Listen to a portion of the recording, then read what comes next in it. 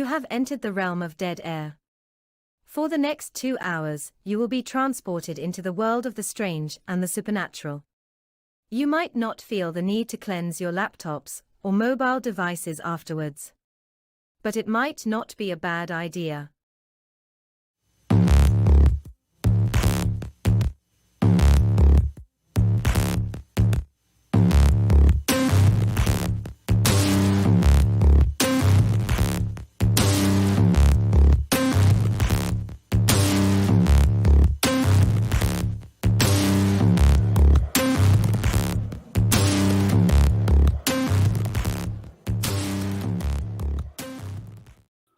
It's beginning to look a lot like up north. Freezing. I'd like to welcome out. those of you who are watching the Cowboys-Packers game to our live broadcast tonight, seeing as we had to pull away from that this evening. Oh, So, well, welcome you to you all. You can't even say TiVo anymore. You just rewind it back. It's going to play streaming right afterwards again anyway. Good evening, everybody. I'm still watching Patriots 2014 highlights. Okay? Living the highlights. Yeah, living. That's what living I got. Living in the past, Ken. Good evening, everybody, and welcome to Dead Air Live on the Dead Air Full Spectrum channel at our Sunday night show, 8 p.m. And thank you for joining us. We are simulcast with KGRADB.com, KGRA on Facebook. My name is George Lopez. With me is Mr. Ken DaCosta, and we are here to entertain you guys for the next 2 hours with incredible guests and topics. And we thank you guys in the chat for joining us. Some of you very, very early before we even got on air. Saw you in there already checking in with us, and we appreciate that. It is cold down here. It's going to be 32 on Wednesday. It's been in the 40s, I think, since December. It's just not changed. So we're just going through. I mean, I like it. I'll complain about it, but I'll take it over the summer heat anytime. So I'm glad to have that. How are you faring in Rhode Island right now, Ken? You'll complain if the sun is too bright or the sun's not bright enough. We're doing okay. I mean, we are in a spate of rain. We're actually having some flooding issues here in the state with certain low-lying areas and those who are next to the ocean. We don't have a problem with that right now, but it's wintertime, and here we are. Hello, everybody in chat. It's like, good to see you tonight. Good to see you. We got exciting show tonight. And there's a lot to talk about tonight, George. And different because, you guys know us, mostly as the ghost guys, paranormal investigators. But, we talk and it's called, what's the name of the show again, Ken? Dead Air Full Spectrum. So we cover the full gambit under the umbrella known as the paranormal, not just about ghosts, but we get into cryptozoology, we get into ufology, and that's where we get to explore things that we may not be the most proficient in. Ken, way more than I am, but it allows us to pique our interest and ask questions that will make us sound very dumb, but well, for me anyway. But we want to. We want to really kind of delve into this, particularly because it's a hot topic on social media today, a hot topic in the news, and we're gonna strike upon that.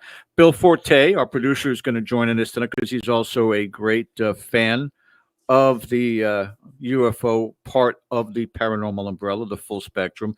And Ken, how you got Vincent D'Onofrio to join us tonight too? That's an amazing capture unto itself. Marc D'Antonio. Marc D'Antonio is what I said. Marc D'Antonio is going to be with us tonight, and you guys are in for a treat. Now, before we start the show, Ken, I do have to say this, and if I haven't said this yet, please hit that subscribe button, guys. Definitely important. Subscribe to the show if you've never done so before. Also, the thumbs up to show appreciation for that content. And it also helps perpetuate the exposure of the show. The more that there's likes in there, the more that YouTube and the algorithm will shoot it out for other people to get a chance to see these shows. So please hit that thumbs up button. And finally, the most important, the reminder bell, Ken, very important, and lets you know of the upcoming content on the show. So that's important as well. Ken, and speaking of content on the show, extremely strange. I hate, hate the fact that you have become a better video editor than me over the time that you've been doing this show. Oh my God, it's just incredible. Uh, Cursed movies was mind blowing. Things I'd never even had heard of before, and movies that I did hear of that were cursed. Some of the stuff that you dug into on top of that was just incredible. But the Thank you. timing, the editing, all the example pictures that you put on with it that went along with what you were saying, just well done, sir. I applaud you. And if you Oh, got thank you so much. it out, definitely do. I truly enjoy that. I love finding these bizarre stories that are scary, funny, compelling, make you think a little bit. Because we all know that reality is weirder than fiction. So thank you for that. And, it's up right now on Dead Air Full Spectrum YouTube channel and X, or Twitter for us old timers. So give it a listen, give it a look. And I appreciate that. Love doing them. This is going to be a great show tonight because we have a great guest that we're going to welcome back. We haven't seen him in a while. And for those of you who are kind of following this along, it's been a banner week for the UFO community. There are three stories that we're going to talk a little bit about tonight. One of them concerns an incident in Miami that is gone viral. So we're going to discuss that. And then we're going to move on to the Jellyfish UFO video that has also gone viral. And we'll kind of take a little bit of a deeper sort of forensic look in that, which is right up the alley of our guest tonight. And finally, Friday, Congress convened again, this time in private session in a skiff where they met with the Inspector General of the Department of Defense or the Department of Intelligence. Somebody straightened me out on that. And we'll talk a little bit about that. But without further ado, we want to bring in our guest tonight. Now, Marc D'Antonio has a degree in astronomy, and he's the host of SkyTour Radio right here on KGRA, so give that a listen. He's part of the family. He's also the host and creator of SkyTour LiveStream with Marc D'Antonio on YouTube. And Marc has been the Mutual UFO Network's chief photo and video analyst and also CEO of FX Models. And this is a company specializing in digital and physical models and organic special effects in the film industry. You have seen him on a plethora of shows commenting on the phenomena of UFOs, particularly, as we mentioned, the video and photographic evidence that people put forward. So this is exactly the gentleman we wanted to talk a little bit about with what's going on out there. So without further ado, let's bring back our friend Marc D'Antonio to the show. Hey guys, Hey, what's happening? So Hey, nice not to see you much. guys. that is Not some much. cool background lighting you got going on. Yeah, this is my little bunker here. This is where I do all my work. We operate our Arizona telescopes from here. I'm in Connecticut, and they're 2,500 miles away. I'm running from here.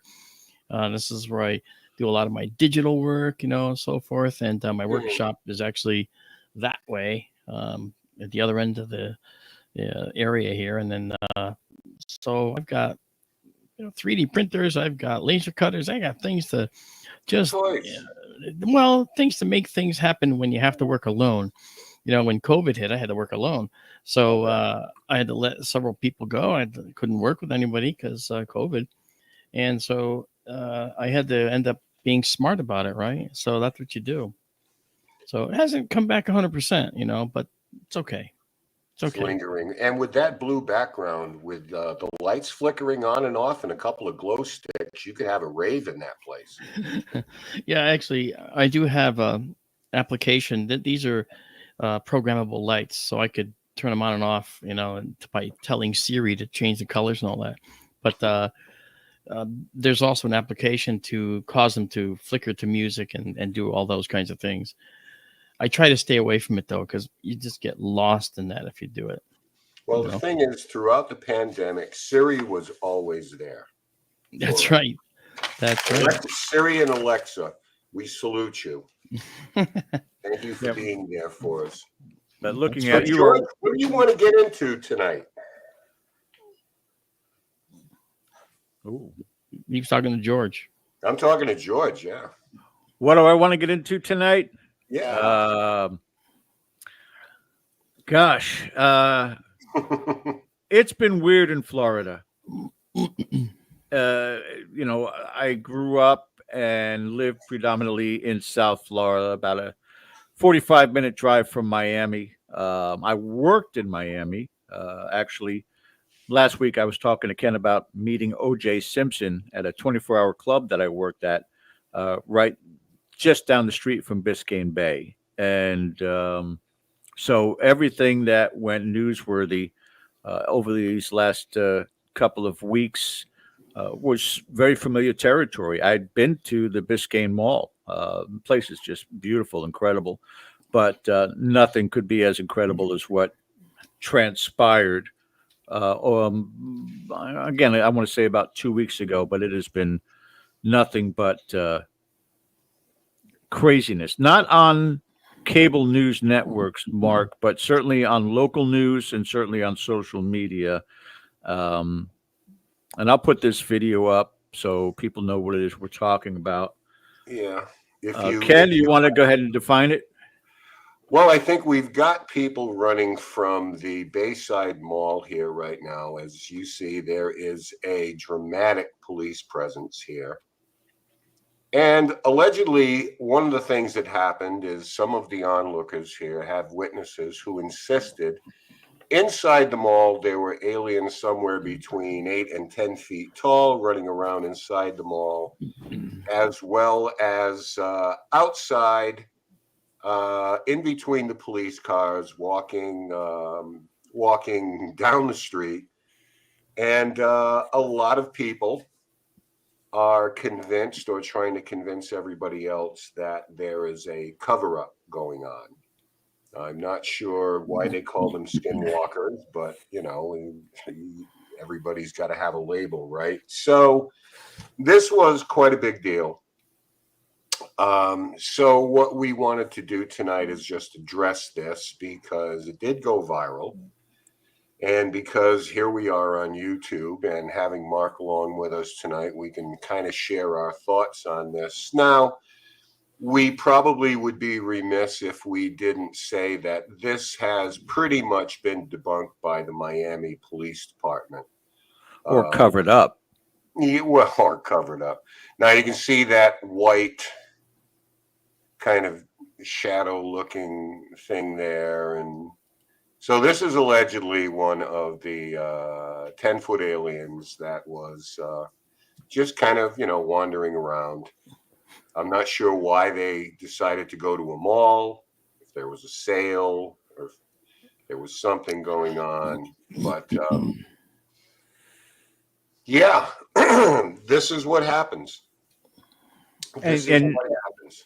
And again, the debunking part of it, where the story came into play, which makes, of course, more sense. It's more logical. What the explanation was that there were about 50 kids. And again, this was New Year's. So that night, there were a ton of people out, and 50 kids were shooting fireworks at people in the mall. And that created a panic where people who didn't know what was happening, but just hearing the noise, began to make calls, 911 calls, that there was gunfire at the Biscayne Mall. And that would prompt what they have as a code 3, which means all available police cars to that location. So, but it doesn't explain people who were talking about black ops helicopters. And I want to ask Mark, even though we're off screen, Mark, and you're watching this, is that black ops helicopters? What exactly is that? Is that just a made up name? Is that something that exists within the UFO community? Well, it's well known that Sikorsky has a number of helicopters that are all black. That's that's part of some of their expeditionary force aircraft that they have. And so there are what you might call black ops helicopters. Some of them have special tail rotors that make them silent. In the raid on and the raid on Osama bin Laden's compound, one of those helicopters was used in that raid. So we saw that these things do exist. However, any helicopter flying over this is probably going to be a news chopper, and there might have been a police helicopter flying over. And at night from the ground, you probably would think that it's all black. And if it wasn't black, by the time you got finished telling the story to 5 other people, that 5th person would say it was a black helicopter. And I have to say one thing about this. If there were 10-foot aliens walking around, these are all kids. Every one of them have their phone out and they're doing stuff. So where is the footage of the 10-foot aliens? It doesn't exist. It's right there. This is the footage. This is an image of ordinary people walking. Okay. Yep. Those are not 10-foot tall people. Okay. Those are 3 guys walking through the mall. Maybe they're part of this gang. Maybe they're thinking they're cool, dressed in their goth outfits or something. I don't know. One of them has a skirt on the left. I basically, I don't make it. Yeah, that's not even real. That right there. That's totally You're right. Now this is where that's the actual footage of the aliens. That's just baloney. That's not even real. This is where it really goes south here now. Yeah, see, this is wonderful fodder, for the CG crowd. I don't know. I've done CG stuff for years, actually several decades. I've worked with the great Doug Trumbull. I mean, he did Close Encounters, 2001: A Space Odyssey. Okay, we were good friends for many years, and I worked in his visual effects studio doing visual effects. So I'm familiar with many of the different techniques that have been exposed to many more I didn't even know at the time, and among them were ways to composite in, artificial creatures that match the look, feel, texture, grain of a scene and make them look real. I've done this for television productions, for a UFO show. I even trained my dog to bark on command with a hand gesture, so that when this UFO went over my house, the dog would look up and bark at it.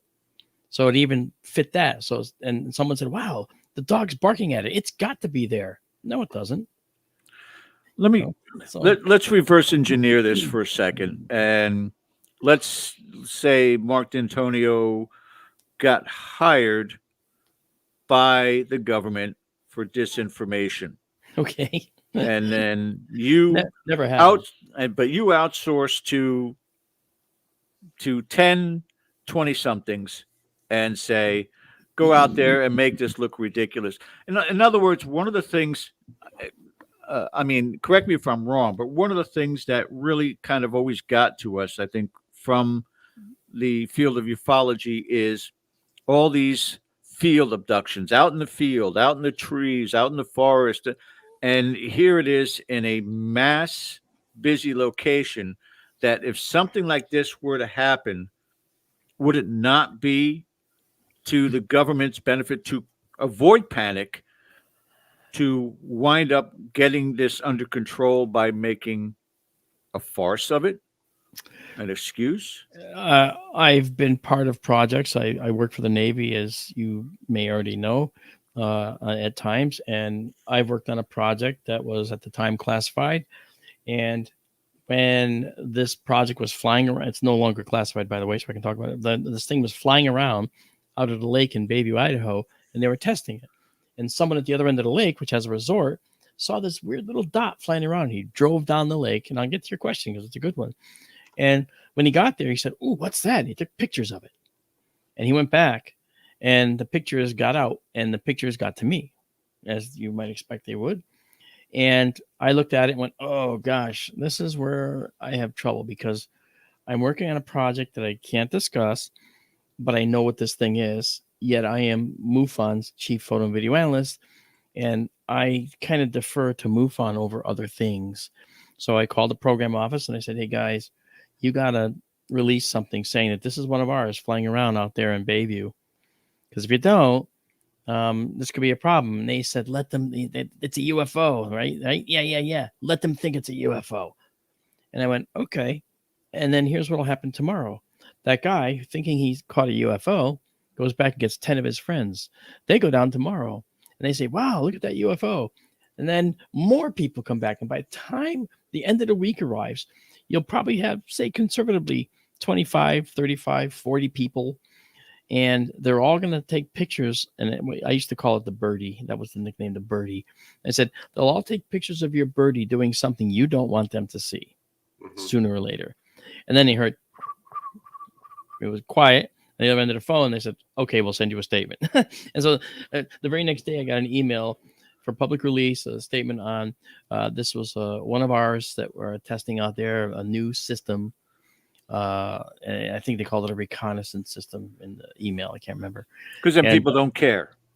Yeah, and then as soon as I released that, everybody went home. Damn, it's not a UFO. All right, let's go home. I don't think we can. We can't wear our alien glasses now anymore. Okay, yeah, it doesn't fit. Go home. Tinfoil hats, right? And they went home. Okay, so yes, the government does use this. To your point before, the government does use these events sometimes to their benefit, except in cases where it won't help them but hurt them. In this particular case, look at 75 cop cars were there. The supposed alien walking around on the sidewalk outside the building. Not one cop telling it to hold still, halt, or I'll tase you. And not one report from police officers saying, you should have seen this 10-foot alien. Not one. Now you think, wow, they were gagged. No. Yes. They weren't gagged. Sure they were. You had news crews there. Where are the news crews? Where's this? Come on. No. That didn't happen the way it was been portrayed. It's getting legs, okay? It's growing legs it never had. That's in my view. And nothing that I've seen, absolutely nothing in video that I've seen from this incident is anything out of the ordinary other than the fact that so many police were there, excuse me, and so many kids were running amok, setting off fireworks. And they didn't know the difference between this and a terrorist attack. So all hands on deck, code 3, lights and siren. We're going down to the mall. Come on, everybody goes. That's let's remember, Mark, where we are, because in Florida alone, you had mass shootings, as we've had all over the country. The Pulse nightclub, Marjorie Stoneman Douglas High School. So at first, even if it's misidentified, fireworks, it sounds like gunshots. Yeah. I mean, they are just going to absolutely come out of nowhere and everywhere at the same time. It's just kind of like Occam's razor a little bit, but the simplest answer is usually the right one, and so I think that's what happened here. I've had experiences I can't explain. Okay. I've had experiences at sea on a submarine when I was not a sailor, but a guest on a boat that I can't explain. I took those observations to a member of the Joint Chiefs when I worked for them at a certain point on a project. And they admitted that the program is real for tracking these things underwater. Okay. Now, that was decades ago. That's plural, decades ago.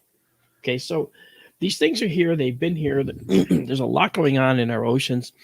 And I always said they go where we are not. Okay. So they are here. I don't doubt that for 1 minute. Okay. But I will say this. The data is really hard to come by.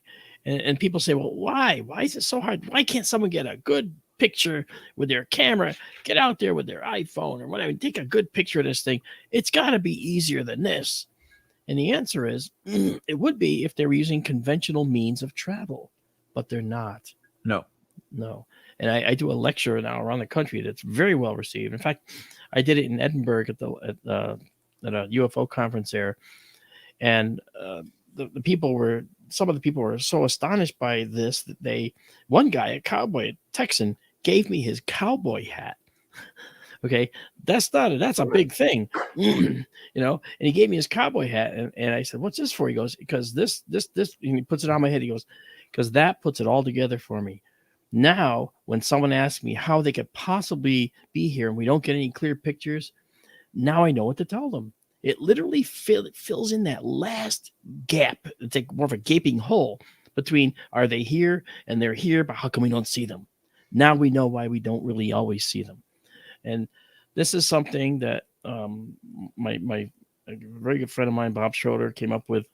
I looked at it, read his book, and I was like, wow. And then I know Bob, we talked. And this possibility, it's a fifth dimensional, interdimensional travel. And I'm not the only one talking about this. There's other astrophysicists and physicists talking about this now. Okay. And what's funny is in Grush's testimony, the word interdimensional came up several times in terms of how they travel. And I was like, I know exactly what they're doing. Why do you think they're round? They're particle accelerators, and they're actually making particles that keep them out of our X, Y, and Z moving through time, our dimensions that we all live within. They can slip out of it and go into this fifth dimension. And once they're in that fifth dimension, they oscillate back and forth between the fifth dimension and our dimension. Okay. I know it's a lot to take in, but imagine this. If they do that really fast and go back and forth, back and forth, back and forth, then they're not really here and they're not really there. So they could go into the deep ocean and just sit at the bottom of the deepest trench, and they wouldn't feel the pressure because they're oscillating back and forth. It's an automatic process. They don't even have propulsion. They just have the oscillation. And when they punch out from our four dimensions, they come back at a different entry point. And that's how they move from point to point. Just a reminder for you, Mark, though, that the mall in question that this will occurred is in Biscayne Bay, right by the water. Well, there's not a whole lot in Florida that's not by the water, right? I mean, all the big cities, except for Orlando. Yeah. Try somewhere let your land base. It seems like an eternity to get to the beach. Yeah, well, Florida's a giant sandbar. Yeah. Okay. For the most part, yeah. Yeah, and I agree. I just think that in all of this, if there were kids running around the mall and there were 10-foot aliens there, do you not think that every single one of them would have pulled out their phones and started filming, and now not one single piece of footage exists? Somebody said mass hysteria, and I think a portion of it would be in the sense of something really, and I believe I'm 100% subscribing to the fact that it was just you're firing off fireworks in an enclosed space. People don't know if it's fireworks or whether it's gunfire. Everyone's going to panic. No one's going to take a picture of the kids firing off the fireworks. No one's going to take a video of a actual gunman taking it. Most of these people are going to scramble and not think about collecting evidence. Right. Same thing would happen in the aspect of an 8 to 10 foot tall skinwalker or alien or whatever you want to label it as appearing is going to freak people out. And if the first people in 10 to 20 to 30 feet within this occurrence start scrambling, everyone does it. We've seen videos about this. Somebody who runs around the corner and everybody starts going after, thinking it's, there's somebody coming after him, and we don't want to get caught in the crossfire. It's just that fight or flight, and majority of the time when it's that large, it's flight. People are going to leave. Yeah. People won't take videos of something that is not that interesting. Yeah, I don't disagree. But if you're in a mall and you see 10-foot aliens, unless they're shooting laser beams at you, you're probably going to go, whoa, get the phone. And you might get at least one shot of it, don't you think? Or a video. I mean, kids they're running around with their phones in their hands. It's not going to be something that they forget to do, because they're young and they have these spontaneous capabilities to just do something fast and get it done. And so they would actually probably pull out their phones. In fact, I think I'd like to take some young kids on a a UFO expedition and just turn them loose and see what they come up with. I bet you they'll come up with Right. a lot more than any of us here. Right. I wanted to play a short video here of a witness, and then I have questions on the back end as we move off of this, because I think that we all understand that there are a lot of things at play here that may not be extraterrestrial in origin. But this is a this is a TikTok video from someone who was there. So let's give this a listen, and we'll get on pixelation, but like a wavy glitch, and whatever maybe was covering them had, you know, unveiled or whatever. Yeah, it looked like a glitch, man. It like a weird glitch in the Matrix or whatever, and then you could see it in its full form, all three of them, and then you know, they were all black. You saw eyes, and you could faintly see like lips, but yeah, I was about like 20 feet away, because obviously everybody gave it distance, right? And you know, they're tall. My brother like immediately said, "Yo, let's go." He grabbed me by the shoulder. We bolted out of there. And for anyone that's like saying, you know, where's the footage? Where's the footage? Yeah, I know. I don't have any footage, and I'll explain why. Because like when I saw it, I was in complete fear. It was something that I completely froze, man. I don't care if I sound like a bitch about it. Like, Okay, so a couple of things there. 20 feet away is double the distance from me to the wall behind me. That's not very far. Not everyone, I would imagine, if you're talking literally hundreds upon hundreds of people, not everyone would panic, as we've talked about. Somebody would get a picture or a video of this. Somebody would. The law of averages said that they would. So now we're talking about interdimensionally now. He comes up with this glitch. They're kind of glitching, like in the Matrix, which fifth dimension. You could turn to that and say, okay, well, that's kind of interesting. But I mean, is this a classic example, Mark, of mass contagion in terms of someone else said it was this, and then suddenly you think it's that, or you want to be part of the story, or you just innocently misidentified? There's a lot of different levels of mass. Do you want to get views, and do you want to get likes, you know, on social media, all those different things? I mean, the guy could be sincere too, but it's just a simple, he just got caught up in the frenzy. Yeah, it sounds to me like he got possibly caught up in it. There are some things that he was talking about that kind of don't ring true, in that he's making assumptions about what he was trying to say he saw. Okay.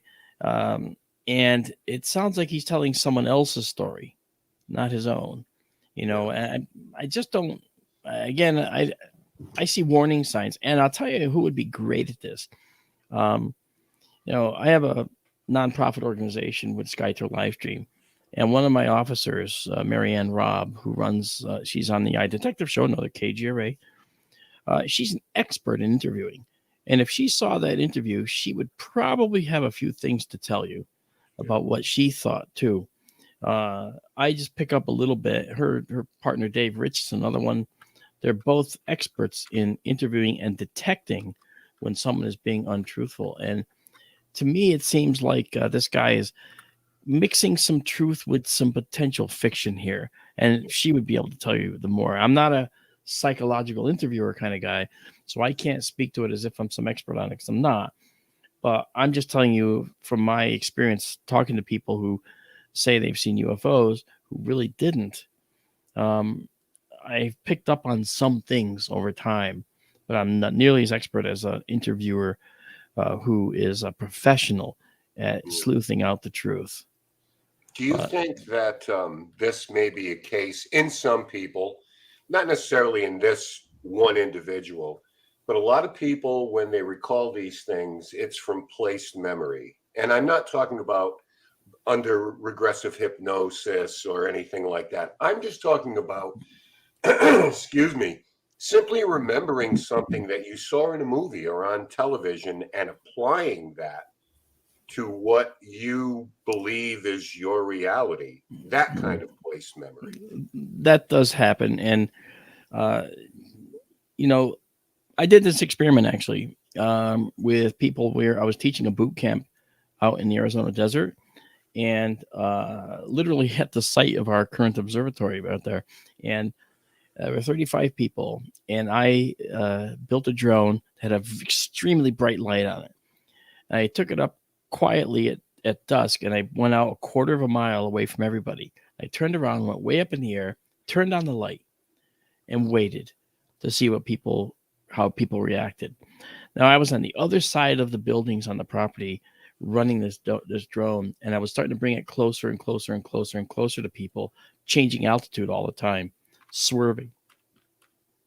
Everybody, to a letter, everyone said like 35 different assessments of what they saw, and they were definite about it. That's got to be 100 feet up. That's got to be 1,000 feet away. That's a mile away. That's an aircraft. I can see the other lights, but there were none. They were seeing things that weren't there because they expected them to be there. That's another problem. Okay. And then as I got closer and closer and closer, I came down to about 50 feet above the desert floor, just above the saguaro cactuses that were out there. And they're looking at the thing. And finally, one person says, "That's a drone. That's a drone with a bright light." And then the next thing I hear is, "Mark." Yeah, they knew I did it. And then it was up. Something similar happened in Roswell a number of years ago when they brought a group of, I don't know, maybe a dozen people in there. Yeah. And this was about witness recall. So they brought them in there, and they're bringing them through what they call the crash site. And it likely wasn't. But there was brush and things, and they would come along an opening in the brush, and there'd be someone in a uniform, military uniform there. And, they're a little bit startled. And whoever it was just standing there with his arms folded in front of him. Mm-hmm. So this continued on. 2 weeks later, they interviewed the people, and out of the 12, at least 50% of them said that they were sure they saw a soldier and he had a weapon on him that was trained on them, and no such thing happened. So this is why eyewitness testimony is, you have to take it for what it's worth. You don't discount it.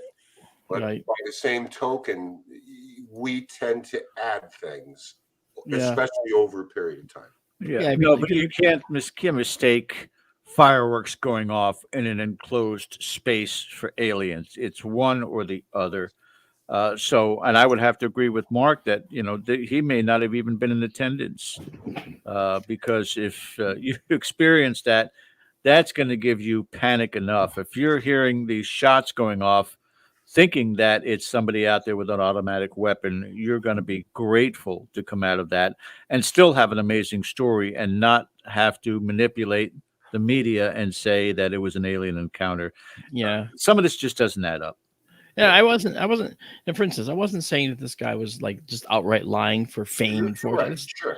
I was thinking it was probably an honest observation that ended up getting manipulated and morphed over time in his mind. I don't think he saw what he's claiming he saw. And the reason I don't is because there were many, many people there. Okay. And when you talk to them about their stories, okay, the people are reporting some different things. And if you talk to them, well, there was 10-foot aliens. Well, there was this other thing and then this other thing. Okay. And so I'm a little concerned when I see that happen.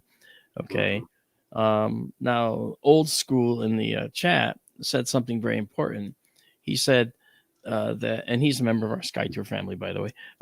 He said something very important, and it was that eyewitness testimony is extremely unreliable. And it's true. It's true. And that's why my point about what I said with the drone and the bright light. 35 people reported it 35 or so, or they say 25 different ways. Okay. And what was interesting was when one of those persons said, it looks like it's maybe 500 feet across.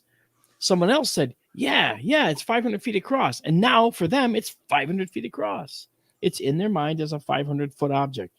Okay. Oh, well, we're going to go down a slippery slope for that in the next hour, but continue, Mark. Okay, I'm sure. It's true. So anyway, I'm just saying, look, I believe they're here. I want to make no bones about that. I think they're here. Although I have to say I am extremely hard on the data.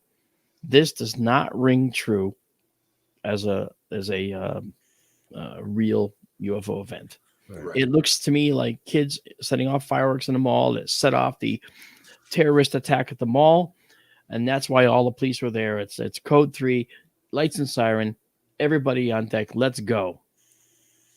You know, I think that the thing that can be upsetting, if you allow it to be, is not so much these witnesses. They may be caught up in something, but subsequently the photoshopping, the TikToks and everything. And it can be frustrating for me. It's just kind of like when we're investigating the paranormal and people jump to conclusions because they really want it to be.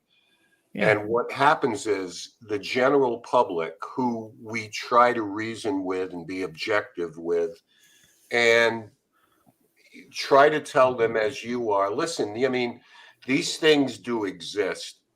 The problem is when the public views this type of stuff, they immediately just laugh it off like, not more nutcases, and paying way too much attention. I mean, we're into this for 40 minutes tonight ourselves, and I can't wait to move on to the next thing, to be honest with you.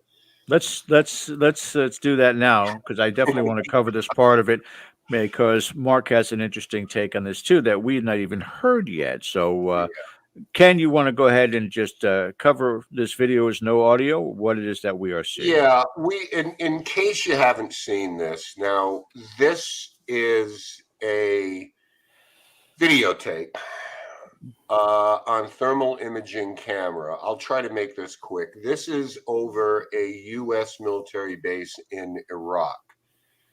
And it was taken, I believe, in 2017. And we're going to show you the apparatus which captured it. So this flew over the base. And according to witnesses there, and we'll show you a picture of one of them, is a Marine who came forward. For the longest time, this was called the base ghost story. And he was amazed that this was actually leaked because they were aware of this for a number of years. According to witnesses, they couldn't visually see it. They couldn't see it with night vision. They could only see it on an MX-20 camera. We'll show you a picture of that. That was tethered to a balloon. Aerostat. Yes, thank you, Mark. An aerostat balloon. And so there's much to get into here. Here is another clip of it allegedly over water. Okay, and there are more details that we'll get into here a little bit. But if you haven't seen this, this was quite a thing. And Jeremy Corbell, who is a researcher and a filmmaker, there he is. This particular video somehow was given to him, which surprised this Marine who was on the base, because they had talked about it for a number of years. When he saw it, he decided, his name is Michael Sinkowski, and he decided to come forward and tell the story that, yeah, absolutely, this is what we saw. So what it is runs the gamut, as you would probably guess. So there it is, and there are things that people are saying, like it changes color, and I want to talk a little bit about that. They'll say the weapon system couldn't lock on, correct? I don't know about the weapon system, because there are other elements to this where Mr. Sinkowski, when they said, well, obviously, if this is over a base, why didn't this get shot down? Number one, they didn't get a visual on it, and number two, according to him, they didn't consider it a threat, which that is a pretty 10 feet wide. Yeah, the thing was 10 foot. Exactly right. I mean, we'll come back to why it was not considered a threat in a minute. Right. So I would like to first, before we get into the details of this, and people in chat, if you have some questions or you have comments, this is the MX-20. This is the camera that captured the images. And what happens is, on the base's perimeter, this is tethered to that aerostat balloon. George, go ahead and pull that up if you want. And this is what we're talking about. They come in a smaller variety, I believe, Mark, but this is kind of indicative of, the size that pretty big is most used. I can't speak to that. Maybe you can. No, this is actually a typical aerostat. Yeah. Right. Okay. So payload up front there. Right. So first blush, what is it that you believe that the world is looking at right now, Mark? You want me to tell you what I think it is? Yeah, I mean, there's some things that I'll probably push back on, and maybe between the two of us here, we can make some sense, and then George jumps in, and maybe between the three of us, we can make some sense. Okay. Well, when I first saw it, I was asked to analyze it. I've been looking at it for several days now, and I am embarrassed to say I didn't figure it out right away. I thought of it as it looked like maybe a bundle of balloons. Then I went to another theory saying that, and then it looked like maybe a splotch or a bullet hit on a bulletproof plate, a bulletproof housing. But then our friend Tiago in Brazil sent us an image of exactly what it is. And if you could bring that image up, you'll be pretty astonished at the 1-to-1 listed as there it is. Yeah, that's what you're looking at. What? That's what you're looking at. That's actually a balloon cluster for the Islamic holiday of Eid. And if you notice, those dangling things are letters. They look it on the right and the left. You see the moons up at the top. There they are. And I'm sorry to say, this is identified. And that's as close to a 1-to-1 correlation as you can get, George. And that was my best argument. Well, you know what? I didn't get this one right, though. See, my friend in Brazil got this one right. Right. And this went through MUFON.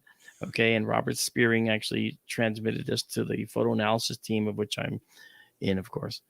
So, I personally think that that's absolutely brilliant. I'm going to go and ask the questions anyway, but it does answer one thing, but it doesn't answer another. If these Marines know what they're talking about, at first you could say, well, it's a bunch of plastic flying through the air. I've seen that, but this doesn't really undulate like plastic would.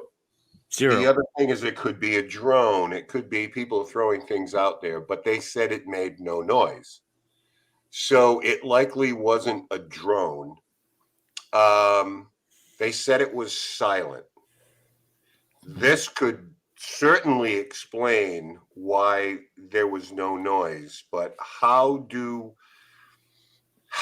can we possibly attribute the idea? And George, being in the military, being on a base, there's somebody on post 24/7, somebody.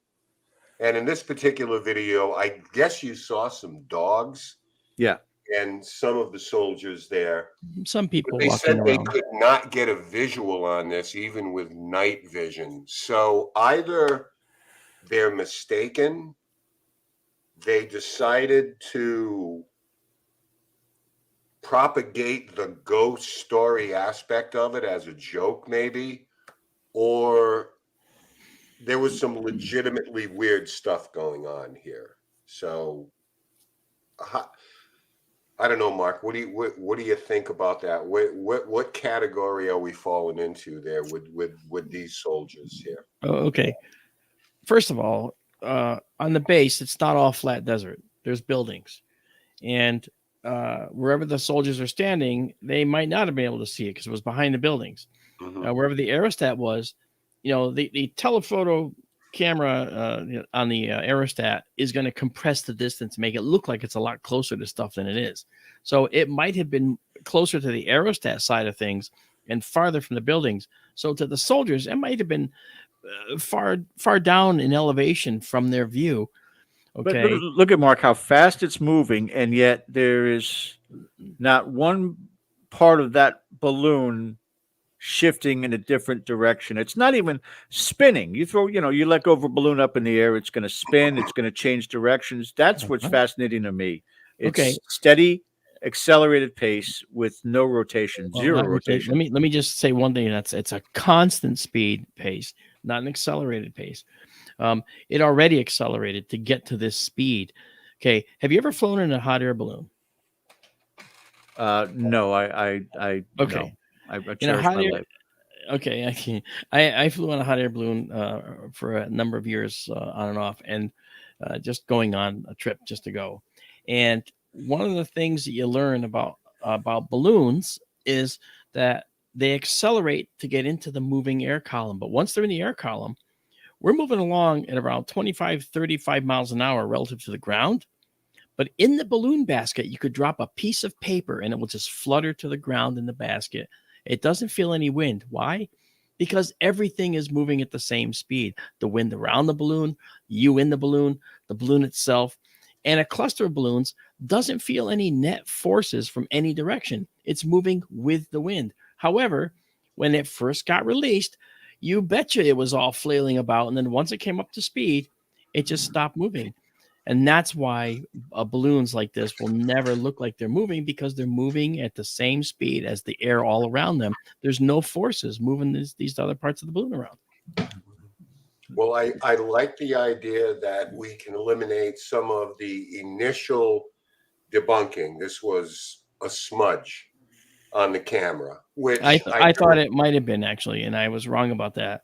But when they pan back and show it at a distance, the size changes.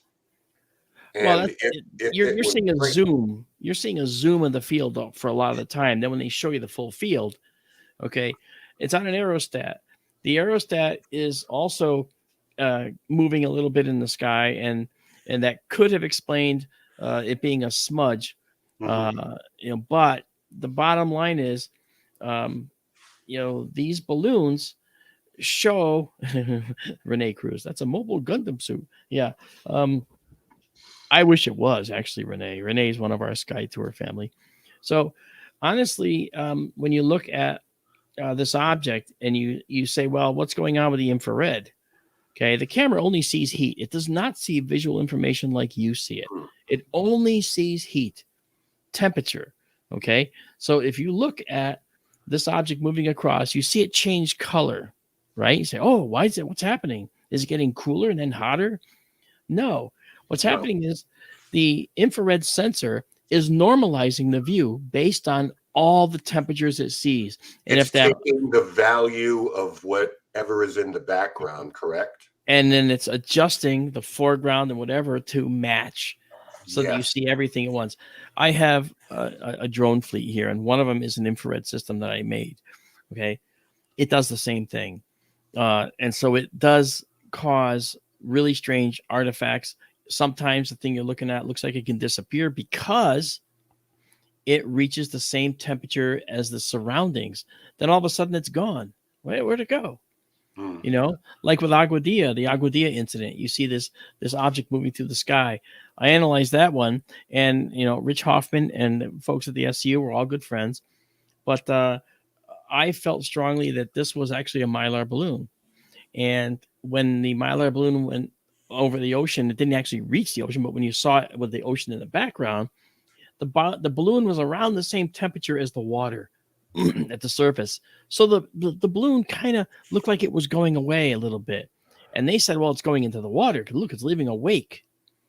It wasn't leaving a wake, in my view. It was actually just the camera trying to figure out what is the balloon and what's the water. And not knowing, it kind of puts pixels everywhere and you get a trail. I recreated that exact process with my pickup truck coming up my gravel driveway at the time. I had my son, who didn't have a license at the time, drive it. He loved it. Okay. He's like, I get to drive Dad's truck. So he goes up the driveway and I'm up in the air with the drone at like 300 feet. And I'm watching the truck come up. And as it comes up, the back end of the truck is at the ambient temperature of the stones in the driveway. All of a sudden, it's just a cab driving up my driveway with a large wake behind it, a turbulent wake behind it. Did my truck enter water? No.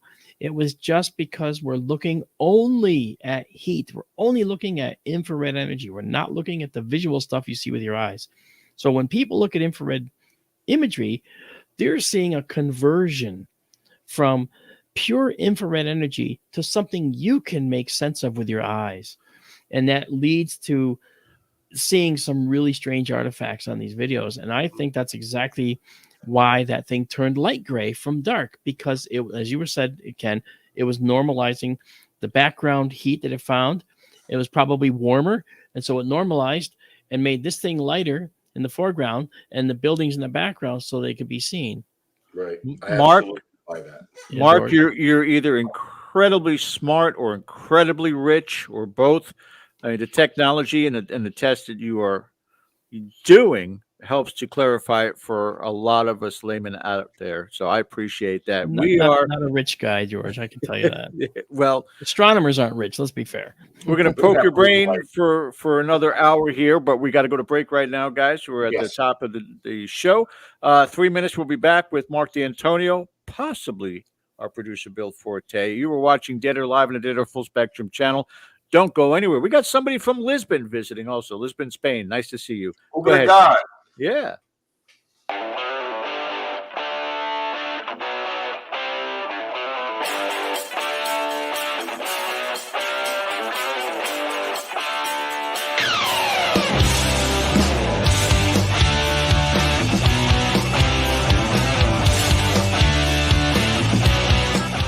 Hey members, the new KGRA DB app is now available on iOS and Android devices. Gain on-demand access to any KGRA DB programming. Download any show directly to your mobile device to listen or watch on the go. Go to the App Store and search KGRA DB.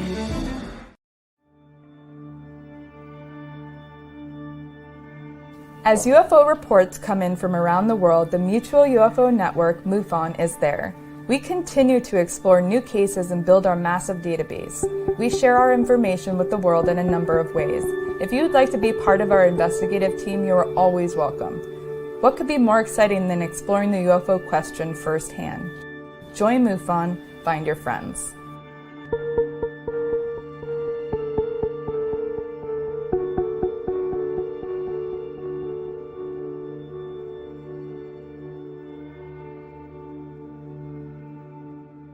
Did you know 75% of Americans... You're listening to the KGRA Digital Broadcasting Network.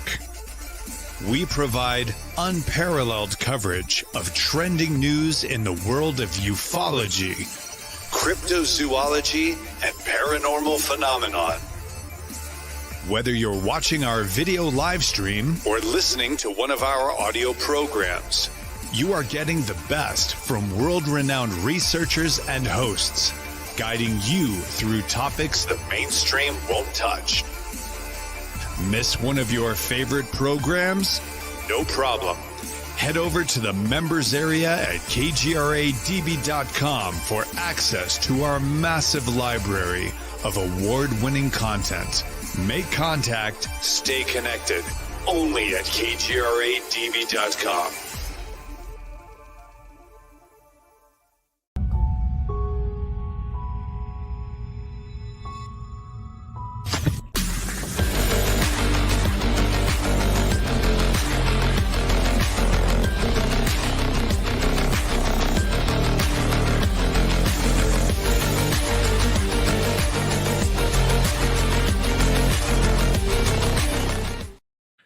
right, guys, welcome back to the second hour of our show, where tonight we are exploring the world of UFOs, aliens, and in general, outer space, extraterrestrials. Mark, let me ask you a question. The different hats you wear in this field, what hats do you like to display most? What would you say is right now your most active parts of the field? Well, I mean, obviously, I'm MUFON's chief photo and video analyst, so I'm very much into the study of extraterrestrial life. As a matter of fact, I wrote a book about it called The Populated Universe, which we can get on Amazon around the world. But the thing is, it's my treatise, which says that life in the universe is the rule, not the exception. Usually people say, oh, well, you can't say that life is the rule. Actually, I think you can. And I think that it's really important to understand why I say that. And so this goes to the other hat that I wear all the time, which is my two favorite hats that I wear. Photo and video analyst and astronomer. Now, clearly, a hat like this, you can have two little points like this, and that makes you into a jester, doesn't it? I mean, that's or bra, something like that, right? So the bottom line is that I tend to wear these two hats primarily, and the reason I do that is because I feel very strongly. Oh, thank you for putting that up. I feel very strongly that life in the universe is indeed the rule, and that we would probably benefit from looking at how the universe creates life. And there comes the astronomy again, right? We're carbon-based beings. We're bilaterally symmetric, the same on the left and the right. Every single life form on this planet shows symmetry of some kind. Tulips are radially symmetric. We're bilaterally symmetric. A lot of the upper animals are bilateral. Salamanders, bilaterally symmetric. Monkeys, bilaterally symmetric. Okay, platypus, bilaterally symmetric. Okay, they all have these evolutionary tracks where they went all along the way to change themselves into something else. What was that? Well, that was evolution. What's evolution? Evolution is a mutation followed by adaptation. Now, the mutation could be in the form of the sun with its ultraviolet radiation that it puts out, and this ultraviolet radiation, we responded as creatures by changing, by giving birth to offspring that were slightly mutated. And if that mutation favored continuance, it would continue. Otherwise, if the other mutation didn't, it would fade slowly away. Okay. You're talking cellular survival. Effectively, yeah, kind of like that, yes. Yeah. So when we talk about that, all right, we're talking about a survival mechanism that we are not in control of. This is something that's just systemic, built in. And as carbon-based beings, all right, we are very heavily reliant on both sodium and, more importantly, on oxygen. Now, if you look at the abundances of elements in the universe, carbon is the fourth most abundant. Oxygen is the third most abundant, even more abundant than carbon. And then you have helium, and then, of course, hydrogen. And hydrogen, oxygen, carbon, they all fall into the concept of DNA. Nucleotides are made of all kinds of complex molecules made of these different elements. And so, in a sense, it's been my theory, and I told my observatory director when I was getting my degree in astronomy, I said, I believe that it's a populated universe, I said to him. And he says, well, how so? And I said, and I mentioned what I said to you, we're bilateral symmetric, carbon, blah, blah, blah. Okay, abundances, etc. And he looked at me right in the eye and kind of put his glasses down on his nose and said, get back in the observatory and work on your project and leave Captain Kirk to us. Well, but that we've heard for eons, Mark, life finds a way, right? We heard that from Jurassic Park. Yeah, that's right. Putting a close on this Jellyfish UFO video as we move on here. Now, first of all, these videos don't belong to us. Full credit goes to Jeremy Corbell, who these were leaked to. the Marine, I want to pull him up because you're going to be hearing more from this young man. His name is Michael Sinkowski, and he was stationed at the base, and here he is making the rounds. He's on News Nation now. And his position was, this was, I think we mentioned it before, this was the base ghost story that existed for years. And he said he was very surprised when he saw this video had been leaked and given to Corbell, because in his position, monitoring phones aren't allowed in there. So this wasn't like someone in the room monitoring this could take a video on their phone or a snapshot of it. It does bear mentioning that there are a couple of pieces of media coming out. One is a book that we've been promised by Lou Elizondo, and I have my thoughts on Mr. Elizondo. But the other is a documentary by Jeremy Corbell, in which he promises that there is more footage, especially of this object that he said went underwater for 17 minutes. And then when it broke the surface, it was at a rate of speed that even dwarfed ballistic missiles coming from a submarine, which are very, very fast. But because there is drag, we can see them to some degree. And the other thing, Mark, I'm going to assume you've seen this too, is what they're calling the chandelier photo. Mm-hmm. And ostensibly, this is the jellyfish, or as the guys on the base called it, the spaghetti monster. This is a view from underneath it. So I'm going to assume you've seen this. If by some chance you haven't, here it is. But according to Jeremy Corbell, this is the jellyfish taken from underneath it. So we'll leave that there for a second. Could very well be. It could very well be. Right. So they can wrap their heads around it. So at this point, we're promised more in terms of video. These are only short clips, but again, there's a documentary coming. So, hey, trying to, protect their own interests on this when there's more to come. So who leaked it? Who knows? Who knows? But this is something that at the base, I don't think they have seen the picture. And I really want to put this up here again, because I have not seen this before. And Mark, I must say, credit to your colleague in Brazil. This is pretty remarkable stuff here. Yeah. I have to tell you too, when you consider that as analysts, okay, we try to be as worldly as we can. We didn't know when it occurred. We didn't know exactly where it occurred. Okay. And when they said it went into the water where? Okay. I mean, that's the thing. Okay. You have to figure out where is the water that it went into. Okay. Number one, or number three. And then the other thing is, it looks to me like this was something that was rushed out. And I got to tell you, Jeremy and I are friends. We know each other. Every time he sees me, shake hands, hug. Hey, he's a good guy. Okay. Very huge kudos to him for getting out there and showing things like this. I really believe that he deserves credit for that. I really do.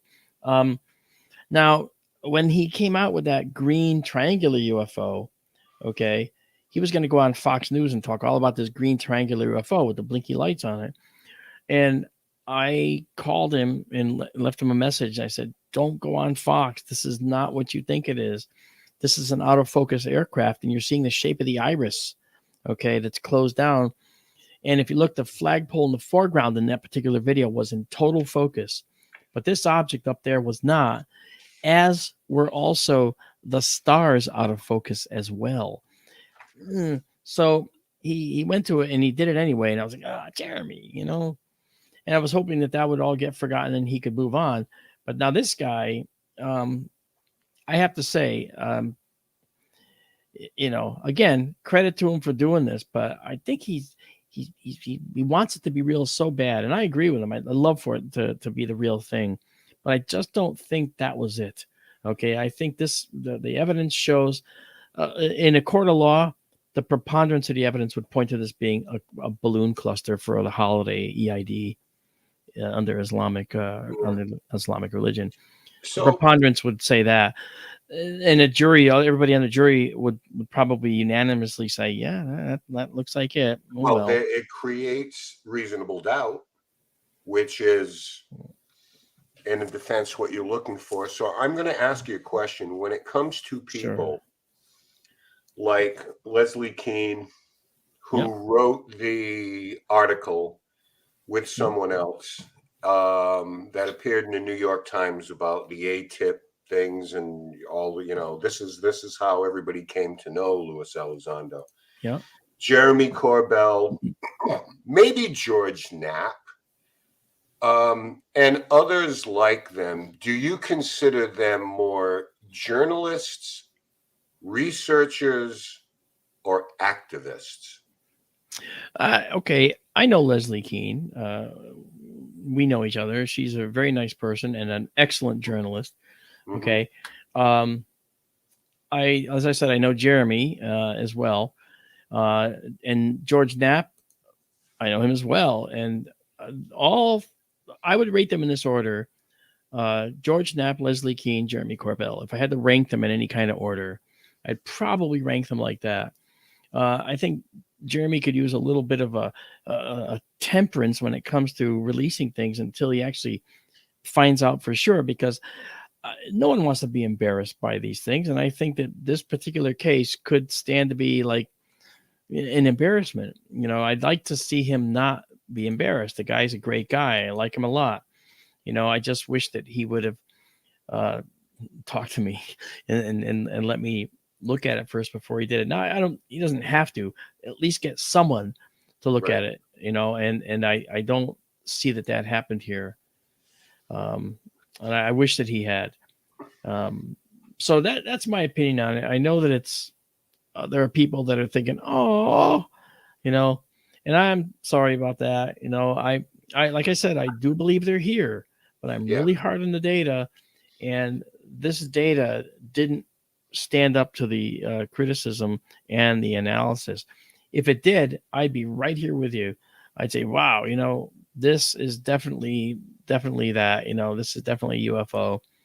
And like I said, I think that they're using interdimensional techniques to move around, which is why, we see them, here and there and not fully here and not fully there. I believe that, and I think that maybe we're looking at the possibility that the object that was seen could lead to others, that are the real thing. I think this one wasn't it. And that's just my feeling after seeing that. Now, I thought maybe that the housing had some bulletproof glass and maybe this was actually a bullet strike, because that's also how a bullet strike looks sometimes on bulletproof glass. And then as it turns out that, that in this particular case doesn't look like it was the case. It looks like, like I said, Tiago got it, man. And it comes because we don't have a familiarity of an everyday familiarity with Islamic faith. So we weren't aware of the EID holiday. If we did know that, if I knew that, if other colleagues of mine knew that, we would go down the path of, well, okay, what do they do on those holidays? Let's examine the holiday. And we'd look up information, we'd find information, and maybe we would have found the balloon cluster too. Tiago down there, for whatever reason, he had a familiarity with it, and he was able to really go to town on this. And I guess, like I said, I got to give him full credit for it because he did a great job. There was an incident when, and I mean, I'm not picking on Luis Elizondo. I am not. But when he was first introduced to the world, yeah, when he left and joined what was Tom DeLonge's group? Oh, Beyond the Stars, or yeah. okay. Oh, it's on my head. It's in my head too. It's like, yeah, I know. Okay, but it's almost not worth it. It's almost not something we talk about now because there's a lot of issues that came up with it that indicated that it's not really holding much promise anymore, unfortunately. No, well, when they came out at some kind of symposium, him, To the Stars, by the way, Christopher Mellon, there were a couple of others, and Christopher Mellon gave this showed on the screen behind him something they had captured, screenshot on video that turned out to be a Mylar balloon. Bill clarified it was To the Stars Academy. To the Stars Academy. I just said that, and I forgot that what it was until we just. It turned out to be a Mylar balloon. With the number 1, like maybe somebody's first birthday. A child's first birthday. And after analyzing it, that's what it was. And I mean, there must have been some level of embarrassment there too. But it's funny because these things mirror exactly what we're talking about here. If we don't do it though, Ken, if we don't do it, if we don't go through this process, then we're not going to know, right? So, I don't mind if I'm not right, at all. I welcome it because that helps us to learn. Now, this is going to help me in any future case, right? And I don't mean to cut you off. I'm sorry to do that to you. But moving forward, we're going to actually say, okay, let's consider what was going on at the time. What holidays were occurring at the time? Now that becomes part of our language. It wasn't before, but now it will. And this way we can eliminate that when the real thing comes along. We can say, well, it was this holiday that was going on, but guess what? That has nothing to do with what's going on now. But my question, and again, this is a different country. I've been privileged to live abroad in Europe and travel, but not in this sector of the world. But if there's a celebration going on, should there not be somewhere archival footage of these balloons being sent into the air? Shouldn't there be a better comparison than just a still shot somewhere out there on the World Wide Web? Yeah, maybe, and maybe there is, but now that we know, we could probably. I'm sure there's going to be people that are going to bring up 100 different shots of these celebrations. Sure. Sure. Hopefully.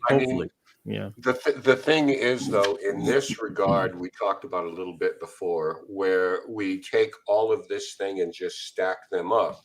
Yeah. Rather than disseminate these things, investigate these things, and whittle the cases down to that very small percentage that are unexplainable. And that's where we should be focusing our efforts, not on things like these. But I guess the good part that comes out of it, Mark, at least in this instance, is that if in fact this was an exotic foreign object, a spy craft, we would be in a lot of trouble because, being silent and, I don't know about the night vision and not visually getting a bead on it. I'm sure that will come out more and more.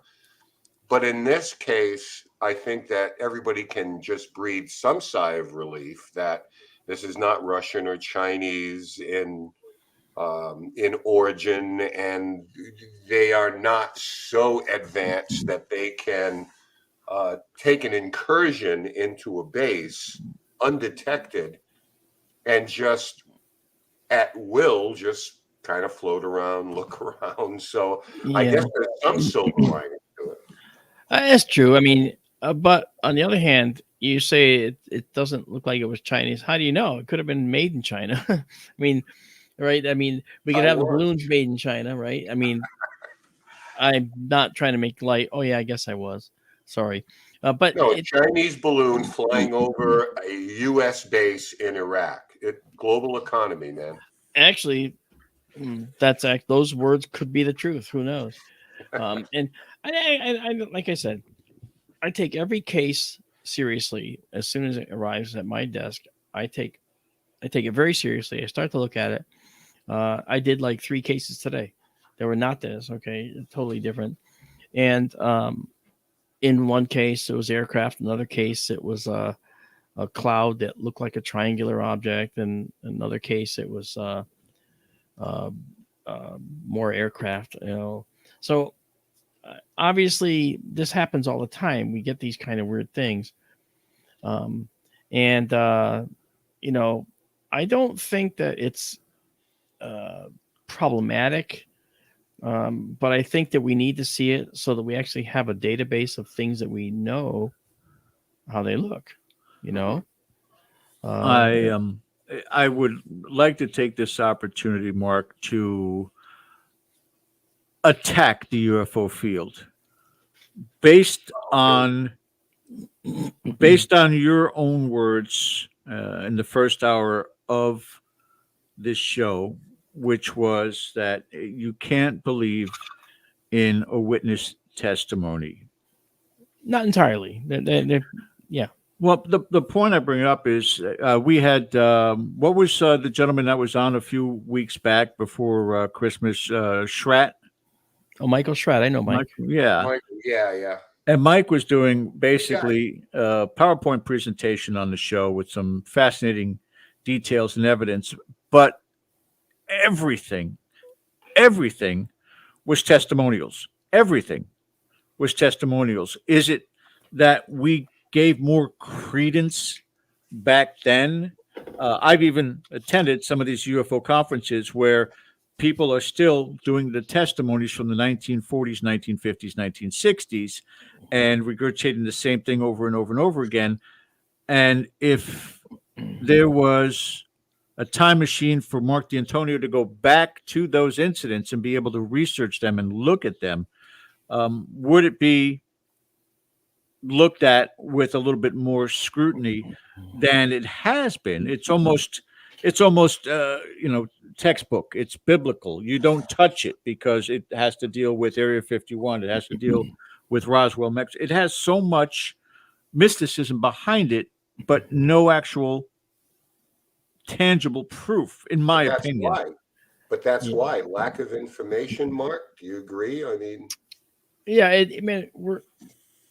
it's the same pool of information that's been available since 1947 to talk about the Roswell event. And if someone comes out and says, I have new information now, well, that becomes hugely suspect, because in the intervening years, I'm certain that amazing information would have been found a long time ago, right? I mean, it's a possibility. Okay, it's possible that there's a fact that eluded 15,000 people doing research. This general died, and we went to his home, and we found this secret bookcase, and we found all these documents that were in there. And that might actually be quite believable if it really happened. And so I think that's the whole point, right? And so then you have to say, okay, who was the general? I know you're just making an example, but we'd say, okay, who's the general? Where did he live? Okay. And where did he live where he kept his information? And how do we know it was a secret bookcase? What bookcase was it? Where was it? We'd want to get the data. But then, the house, it becomes a house of cards ready to topple at the slightest thing, right? Yes. And then you find out, the house was torn down, so now there's no evidence. You just have my word for it. And that's where it falls flat in its face. Yeah, I mean, but I think as a species, one thing that we do is we love to catalog things. Oh, we do. We love to come up with an explanation for things, so things are orderly. When you don't have information, the speculation tends to go wild. The mind starts to wander as we start to try to make sense out of something that we don't have the answer to. And maybe that works in favor of those who are trying to keep things compartmentalized and not let us know. Let them speculate. The wilder the theories they come up with, the better. Well, you saw how that backfired with that project I told you about that I worked on with our birdie. Okay. They wanted it to be a UFO thing. And they said, that's great for us. But unfortunately, it wasn't, because that UFO thing turned out to backfire on them when they realized that that UFO thing was going to be more attractive than their birdie, and that the birdie was going to get caught doing something they didn't want it to be doing, or didn't want to have it seen doing. So this is why that release was made, and that's why that admission came out, you know. Right. So I mean, look, the military has seen strange objects both in our oceans and, you know, in the air for a long, long time. I mentioned earlier that, you know, I was on a submarine as a guest, and they, at the time I was on this boat, which was only for a short time, they actually saw an object whiz through the sonar at several hundred knots. And the kid on the sonar didn't know what to do with it. And so he called the executive officer over and went like this, held his hands up. I don't know what to do. Is it recorded? Yeah, it was. I'll tell you more about that, as a matter of fact. So So this is what happened. He didn't know what to do. Right. So the executive officer, known as the XO, turned to him and said, okay. And he said, how fast is that going? And the kid went several hundred knots, sir. And it is mind blown, because these kids on the sonar are supposed to be able to catalog everything from a whale fart to jellyfish mating. They know all that stuff. There's signatures for all of this sound, and a Russian Corvette cruiser, okay, as well, or an Alpha submarine, or the new Chinese submarine. All that stuff is cataloged. They know all these things. This blew him away. He couldn't figure it out. And now the kid's like, I can't believe it. I'm going to be demoted. Okay. He was actually really worried for his job. Probably. I can't tell for sure. Well, anyway, the XO just looked at him and said, okay, just log it and dog it. And the kid, now being absolved of any inability, that's the code speak in their parlance. I'm gathering from what I later found out, that these guys are tracking these objects. And when the XO said, okay, log it and dog it, the kid went like this, went, sir, yes, sir, and got back to work. And me, I'm the big shot now. I was the invited guest on this boat. So as a big shot, you can imagine I just got up and said, well, I'll get answers because I'm a big shot. You know where this is going. And I went to the XO and I said, XO, I'm familiar with these fast movers, as they call them on the boat. Is there anything I can help you with? And he looks at me, he goes, D'Antonio. So D'Antonio, yeah, yes, sir. He says, you having a good trip? Yes, sir. He says, it's exciting? Sir, yes, sir. He says, let's keep it that way. Okay. And so damn, that's how it ended. And that was, by the way, that was decades ago. Note the plural, decades ago. And I never talked about it until the Russians started talking about it. And then other submariners started talking about it. Okay. And when they started talking about it, I said rather innocently, well, our boats have seen things too. You know, we not just the Russians and the Chinese, but our boats and the Australians, our boats have seen some really strange things too. Really? Oh, yeah, yeah. Well, how do you know? And well, I was kind of witness to something like that. And I never gave details, and they still won't, because I don't know how far that level goes of secrecy. But I do know that a few years later, I did a job for the Joint Chiefs, and I went down there and I talked to one of the chiefs, the man. Okay. And I said, Renee, thank you. So I'll slow down. I'll put myself out. No.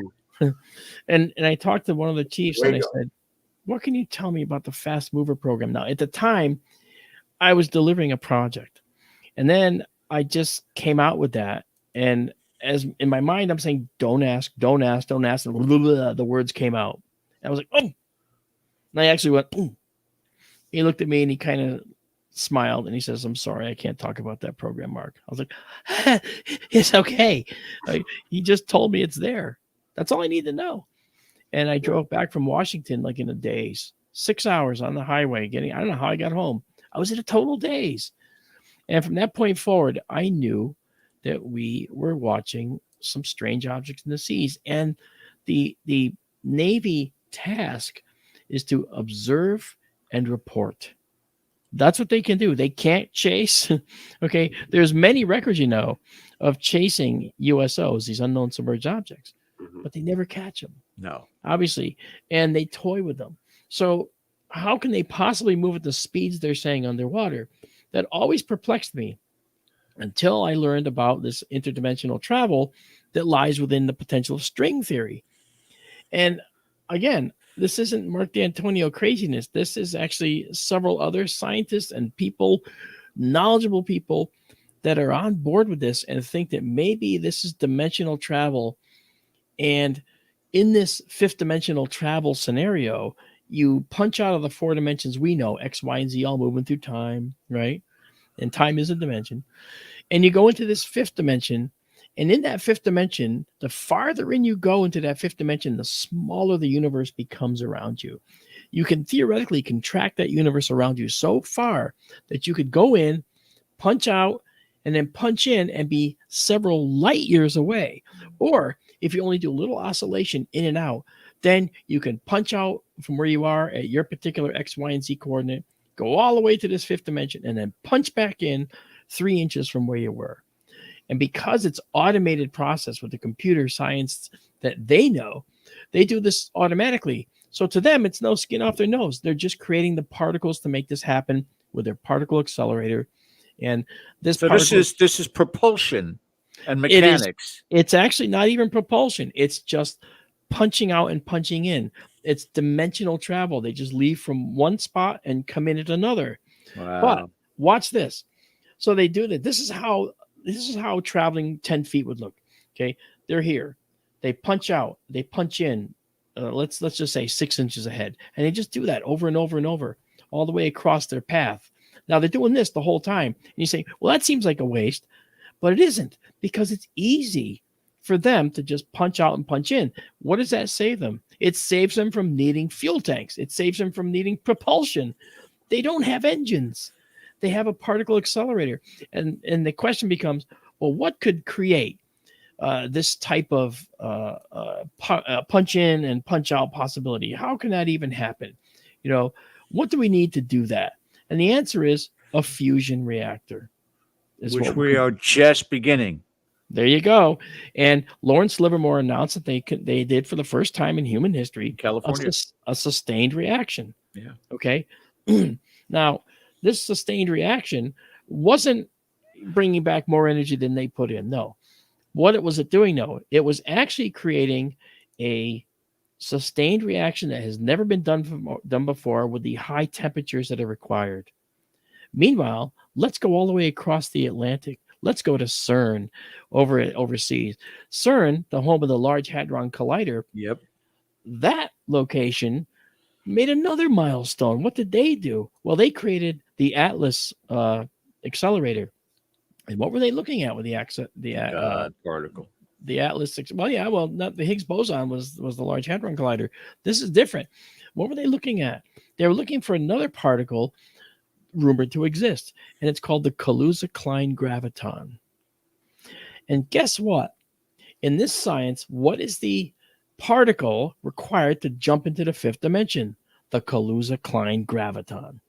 Put the two together. You got it. I've been saying this all over the country. You go get this reactor, get the fusion reactor, and combine that with the Kaluza-Klein particle. And now you have the capability of generating these particles and shifting your craft out of these four dimensions. Now, one more thing to just seal the deal for you. UFOs are generally disc-shaped, right? And or triangular shaped. Why? Because they're particle accelerators. And they're accelerating these particles to make these Kaluza-Klein gravitons, which make micro black holes, which cause your ship, to the human eye looking at it in these four dimensions, to shimmer, change color, disappear from one spot, appear in another. It all fits. You're in the bubble. It all fits. Now, I'm an astronomer. I can say that color changing objects in the sky can be atmospheric scintillation, and it is. It can be. I'm saying that when you see an object in the sky with your eye and it looks like it's here, then all of a sudden it's there. That's the autokinetic effect. Your eye is dancing around in a blank sky. It doesn't know what to look at. And so it tends to dart around. And yes, that could explain that too. And I'm not being stupid about that. That can happen as well. So the question becomes, how is it that we can say one thing is happening versus another? We can't. Okay, but I got to sit back. You're blowing my mind tonight, dude. We cannot ignore the fact that this could be the fifth dimensional travel that we're witnessing in play. We can't ignore the possibility. We just can't ignore it. Well, let me ask a question then. Sure. And does it explain two particular incidents with the USS Nimitz? Number one, Commander David Fravor, who I always found as a credible witness. I believe that he saw what he saw. I agree with you. Where he had one of these Tic Tacs go from 10,000 feet within a second to 500 or I think he said 50 feet above the water. Yes. And we always look at this, well, we can't do that because our skin would be ripped off of us. We'd be a puddle. Yep. Number one, does that explain how that could happen from 10,000 feet to 50 feet above the water? And the second thing, in that same incident where the Nimitz or the radar boat, I'm not sure which, called him and said, that object you saw is now at your cap point where they were supposed to meet back up. Yeah. How did they get there so fast? How did they drop altitude so fast? And how could they get from this point ahead of us to where we are going to meet? Is that a possibility that it wasn't like traveling at incredible speeds, but just sticking a pin in location? Exactly so. That explains it perfectly. And this is the kind of technology that could explain exactly what was observed. See, we're observing this. Wow. From our perspective, guys, from our 4 dimensions, we're observing it. Now, here's another thing. If you saw this thing punch into the 5th dimension from where you're standing is 10 feet away and it goes into the 5th dimension, do you know what you would see? It would literally vanish in front of your eyes. Something that nothing can do as far as we see. But it goes into the 5th dimension. And then all of a sudden, it reappears behind you. Okay? Because, you see, I feel that if there are aliens that are here, and I say if kind of tongue-in-cheek, because I do believe that they have found us, okay? For reasons I can explain if you want to know after. But if they can punch out and punch in, right, and they can end up behind us, our 3 dimensions, our 4-dimensional view of things is the only witness we have. We can't see the 5th dimension. If we did, we'd see them disappear into the 5th dimension and then just oscillate back and forth into the dimension or back into our dimensions behind us. And I think that if there's aliens out there, again, tongue in cheek, that they're the best cartographers in the entire universe. They know all the exit and entry points that they need to use, or they can do them on the fly with advanced computing. Now, we're only just now coming up with organic computers. Yeah, the right? AI. Our brain's an organic computer, but I already see, and I talk about it in my book, I already see implants that will allow us to, say, learn a language or implement techniques that we don't know how to do because we could just put that information where it belongs in our memory, and now we know how to do it. Okay? The Matrix is real. Well, I wouldn't say that so much, but I kind of like the illusion. Okay, if you consider also that when you look at something, you see an image of what you just saw, right? And you say, "Oh, it's gone." If you close your eyes, it's gone. If you turn your head, it's gone. If you pass it in the car, you'll never see it again. Okay, that kind of thing, unless you turn around and go back. Well, there's technology now that's rudimentary at best, but they can now dig into your brain and see something that you saw before and recreate the image. Have you seen that yet? Not They yet. did an experiment with a guy. They had him look at a red macaw bird. Okay, a macaw is a very striking bird. I have friends that had macaws. Okay, one, her name was Esmeralda. Beautiful bird, big bird. Okay, beautiful beak, beautiful red plumage. And this guy was looking at this macaw, and then they had him, turn away from the macaw, and then they put these electrodes on his brain. They said, okay, we're going to go to the part of the brain that stores these images, and we're going to see if we can find the macaw. And they did. Now, they didn't generate a perfect replica of the macaw. You saw the yellowish for the beak. You saw kind of a patch of red. Okay, couldn't see the feet, but it was kind of like blurry, like I just was. Okay, it was sort of a very fuzzy image. But think about what that means. It means that we're on the precipice of being able to see what you saw. So, okay, let's take that to a practical bent. Okay, a woman or a guy gets murdered. Before that person is, decays, they go into the brain and they get an image of the murderer. Wow. Think about that. We're already on the precipice of this kind of thing, right? Or even eyewitnesses for a particular murder or crime. That's or right. whatever. I saw it. I don't remember. Okay, let's probe and find out. Okay, here's the guy we want. Think about that. Now, that sounds a little bit like Skynet, right, in the Terminator. I'll be back, right, and all that stuff. But it really isn't. This is kind of an offshoot of the science we already know now, and it's just going to be more refined. So we're getting along in our own way. We're actually moving farther ahead technologically. Now, we on this planet progressed to where we are 4.5 billion years, right? But we came along in that way through 5 major extinction events that occurred on our planet, one of which wiped out 96% of all life. And that was 252 million years ago during the Permian period. Now, don't worry about numbers and all that stuff, but understand this. It took us, regardless, we still came out. Now, when the Permian extinction occurred, almost all life was extinguished. The only creatures that could weather that storm were the reptiles, and thus became the age of the dinosaurs. And that's where dinosaurs ruled the earth.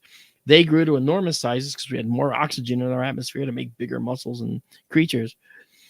But 65 million years ago, the great equalizer came in terms of the Chicxulub asteroid, which, Ken's nodding. He knows, you know, George. And when the dinosaurs died, well, those little creatures that were hiding in the background that would become us emerged and filled those niches. And over time, we became us. Now, this process is actually pretty understandable. There's a lot of people that say, oh, we couldn't have come from voles. Yeah, actually, we could have. Cellular survival, guys. We could have. Yeah. We could have, and we did. So, and now our technology is such that I could be sitting here in Connecticut talking to you guys and have a telescope up and running and capturing cool objects out in Arizona right now. Okay. I'm actually doing it as we speak. So we've got the technology. We're increasing our technology all the time. Can you broadcast that for us? We've only got about 10 minutes left or so. We can share screen, or you can share screen, and we'll be able to see it as a fourth box on the screen here. Yeah, I can. I got to. If you can't, then don't worry about it. I can. It's set, but the trouble is, I just. Select window. That's what I want to do. Yeah, select window or screen. Okay, let's try that. So while we're waiting, he's looking. We're speaking with Marc D'Antonio about the amazing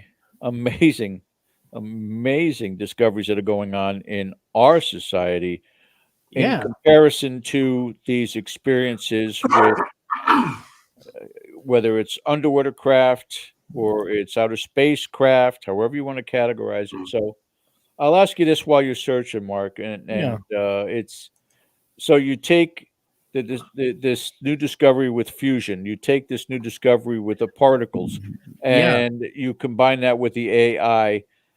How long will it take, in your guesstimate, for us to even remotely come close to what we are experiencing out there now, or how long before we destroy ourselves?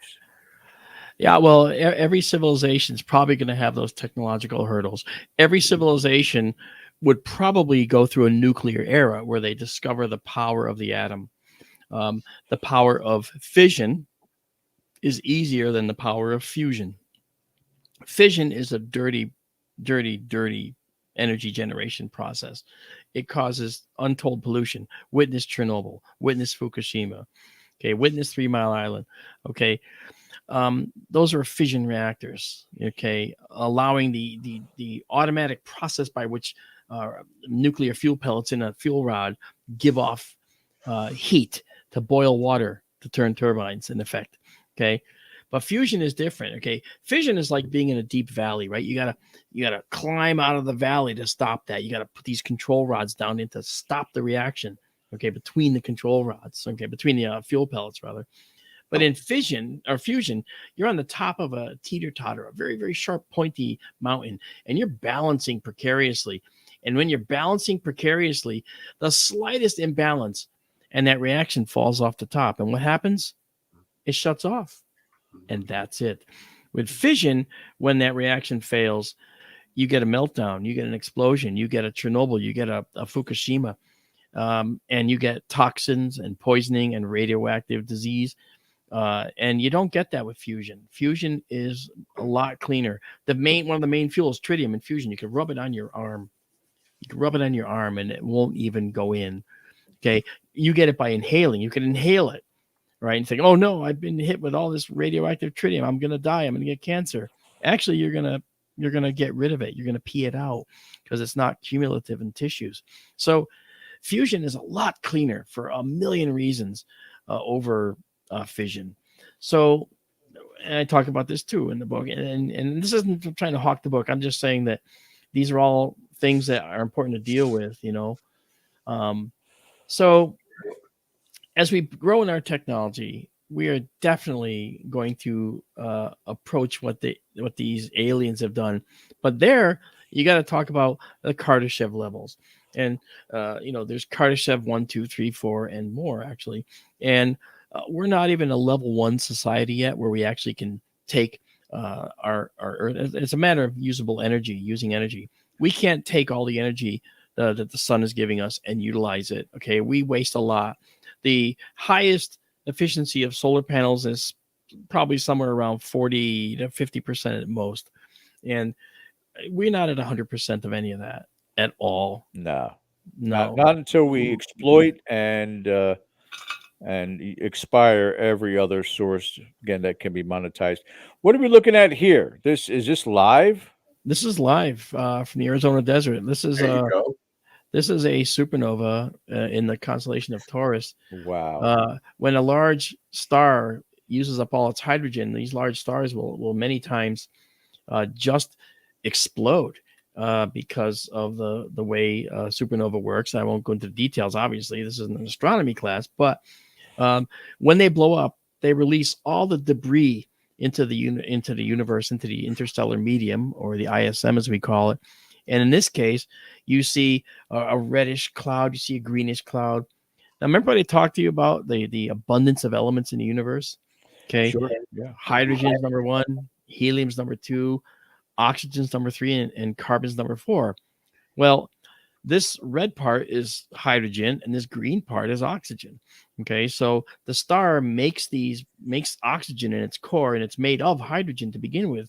So, and then the star also, the star that was before this, for the explosion, it makes its own molecules of carbon-based material in the outer reaches of the star when it reaches this red giant, supergiant stage.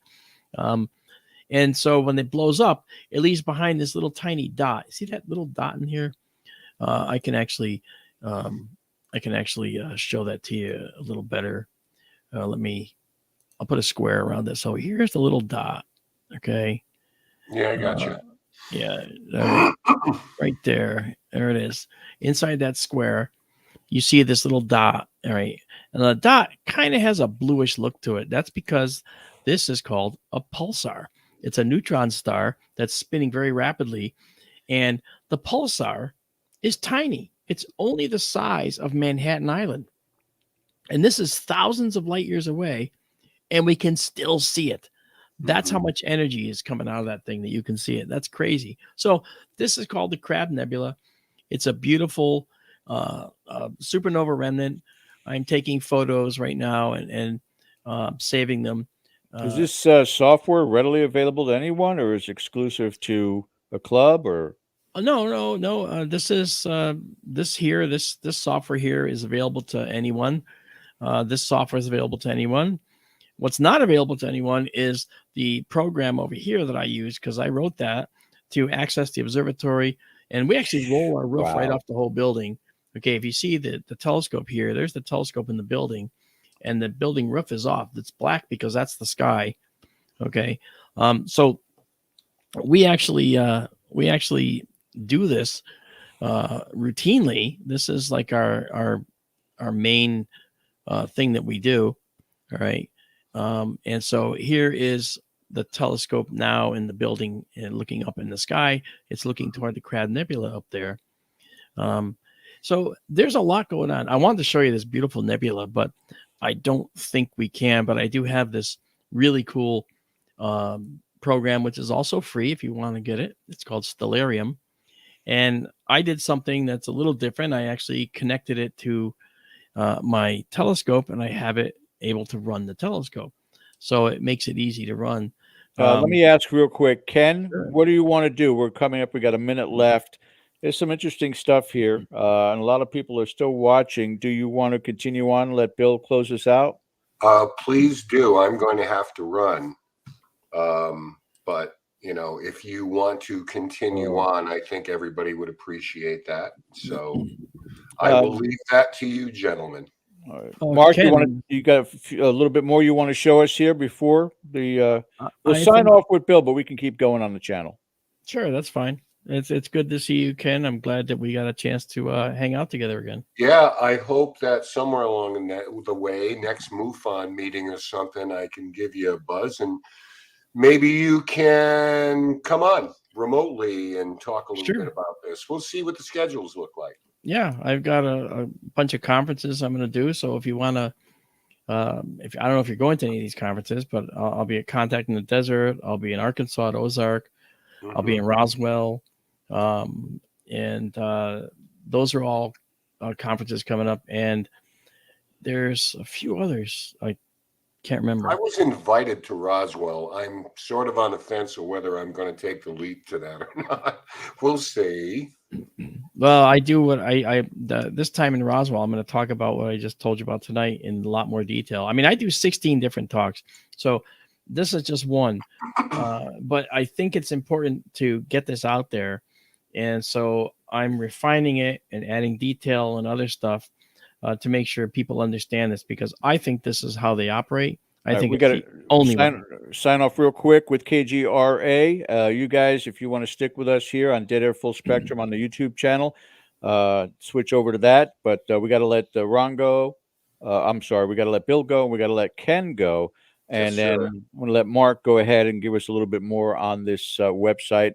And final question from Bill was, what is your YouTube channel for the live stream? Oh, I think somebody just put it up there. It was actually we did. Yeah, it's on YouTube. It's called SkyTour LiveStream with Marc D'Antonio. But if you just look it up on YouTube, there you go. YouTube.com/@STLS.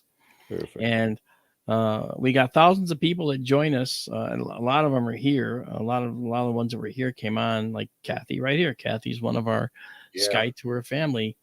Thank you so much to everybody in chat who joined us tonight for this. And I hope you enjoyed it.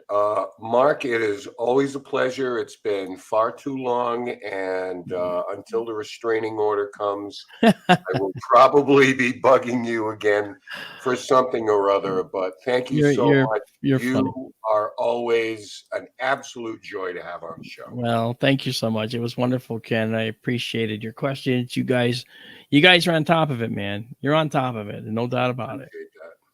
All right. All right. Ken, get out of here. Joy's best of luck to you. Yeah, he's only got me now. All right. Continue on with the presentation. I'd love to see what else you guys are looking at. Yeah, sure. I'm just going to I'll take us to another object. Let me close out this one. So here's what we do when we see an object like this. So here you see this detail in here. Okay, I'm gonna actually enhance it now so that if you watch now, you'll see it gets really enhanced. Okay, there, look at that. Now you see all these tendrils of gas in this beautiful supernova remnant. I'm gonna save this again. If you look here, it says how many did I stack? What's a stack? Well, I take an image, okay, and then I take a second image, align it with the first, line up all the stars, and then put it on top. And I do that over and over, make an image sandwich all the way up. And the more you do that, the clearer everything becomes. It's really an effective way to do this. And then after I do that, I say save, and now this is 2,500 miles. This telescope's 2,500 miles away out in the Arizona desert. And Amazing. Right now, what's happening is the data from this has been sent up to the satellite, and it's going to our server, which is at our website, our portal, which is SkyTourLive.org. And SkyTourLive.org will allow you to see this image literally for yourself and download it for free less than 30 seconds after I took it. So, wow. Yeah, and we do that for all of our stuff. We have over a year, and over a year and a half of data up on our site right now. And I had to knock out some in order to keep the levels down. But with our organization, we're actually buying additional server space so we can keep all the years up there. So this is, again, the Crab Nebula. It's gorgeous. It has these amazing structures to it. Like, if you look like, again, that bright star right there in the middle, that is actually it's the neutron star, which is right here. You can see the neutron star. I didn't want to cover it with the arrow. Okay. And you got these beautiful, you got these tendrils all around. These tendrils have been expanding away from the center of this explosion ever since it occurred in 1054 AD is when this explosion occurred. And it's been expanding outward ever since. And for the last 100 years, astronomers have been tracking it. And you literally can watch it expanding right before your eyes when they track over 100 years of data. The universe is big, really, really big. So this stuff is just incredible. And so there's the Crab Nebula. Now, what I'll do is come back now and set us, thank you. We'll set us now to what I call the finder scope mode. And this mode, now we're using Starlink, by the way, for our internet. So it may take a bit. Sometimes it takes a little longer to get things. But this next thing, if we can see it, if it's high enough, because it has to come above the wall of the observatory here. But I think we might be able to see the object of interest that we're going to look at here in just a second. Let's bring it up. This next guy right here, we're going to look at, and I'm going to tell the telescope to go there. And now as I tell the telescope to go there, you're going to start to see the stars leave a trail. And that trail is due to the fact that the telescope is now hunting for the next object. Look at that. Yeah, it's heading to the next object. Now, whose camera is this? This is the camera that I got specifically for this telescope. It's an astronomical camera. It's a high-speed, high-sensitivity camera from a company called ZWO. And I know there's people in the audience that know this. And a lot of the people that are in our streams are out here tonight watching. And so this particular camera is the one I'm going to use. And what I'm going to do is this. I'm going to just move us up by coming over to the plus and minus here, the north and south. I'm going to bring us up a little bit. There's the blur. That's the blur because I'm moving up. And as I move up, another star is going to come into view. All right. And it's this guy right here. And then this guy right here. Right now in the view, you don't see it, but there's amazing stuff in the image right now. When you look at it with a telescope, a fairly moderate telescope, this is what you might see. Okay. But what happens if we now take an exposure of this whole area? All right. Now you see it says searching, and then you see numbers over here and above the word Mead. Now it's guiding. And so now what we can do is say do a 25-second exposure, which I put in as 25,000 for 25,000 milliseconds. And there's 1,000 milliseconds in a second. So 25 of them makes 25 seconds. And then we say, get going. And now it's taking the image. And if you look down the lower right, it's actually starting this progress bar moving across. Yeah. And now I'm going to bring up our live stack, which is going to have in the buffer the last image we looked at. So while that's coming in, we can look at the last image we looked at, but it's going to be overly bright because of the fact that it's been added to the previous. And so now we're going to see what's really hiding there. Check this out. Okay. Isn't it fat? Wow. Will you look at that? Oh, we're not there yet. I mean, in fact, I think we're looking at it through clouds too. We have some light clouds out there right now. But let's go.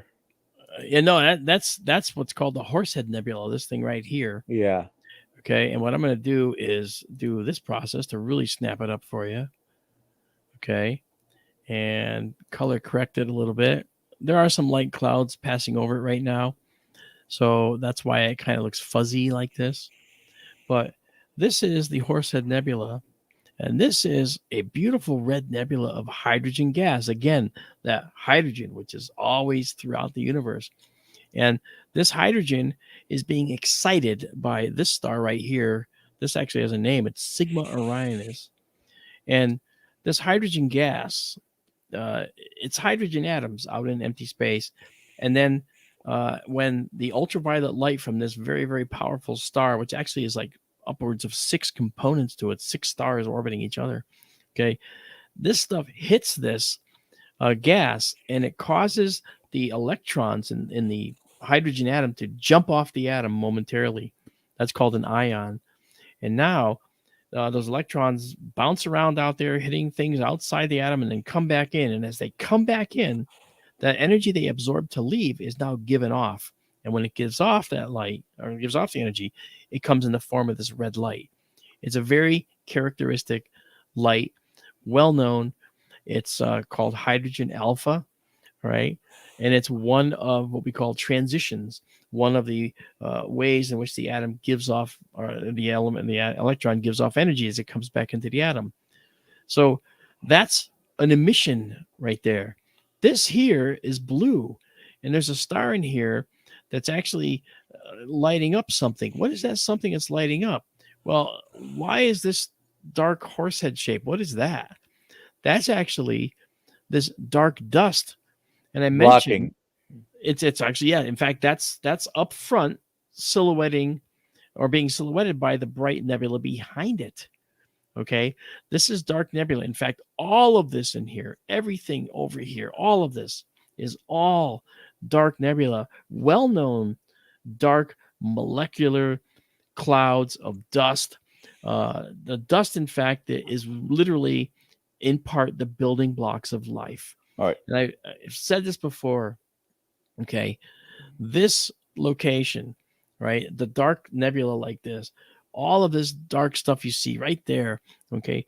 This stuff is where life happens. Life began in the dark. And that's where it comes from. And we're literally looking at potential life that's being generated deep inside this dark nebula. This area in Orion is known as the Orion Molecular Cloud Complex. And if you want to see where this is, let's take a look at Orion. If we back out just a little bit, okay, Orion the Hunter, okay, there he is, Orion the Hunter, okay, and there's his belt of 3 stars, right? Amazing. Right, there's the belt of 3 stars. Well, if we zoom in now, okay, this star is called Alnitak, and that's just outside the view up here, okay? And right below it is where our crosshair is, and that crosshair shows that we're at something called the Horsehead Nebula, right? So that's where we are. And as I said, there's light clouds, but it's still able to be seen.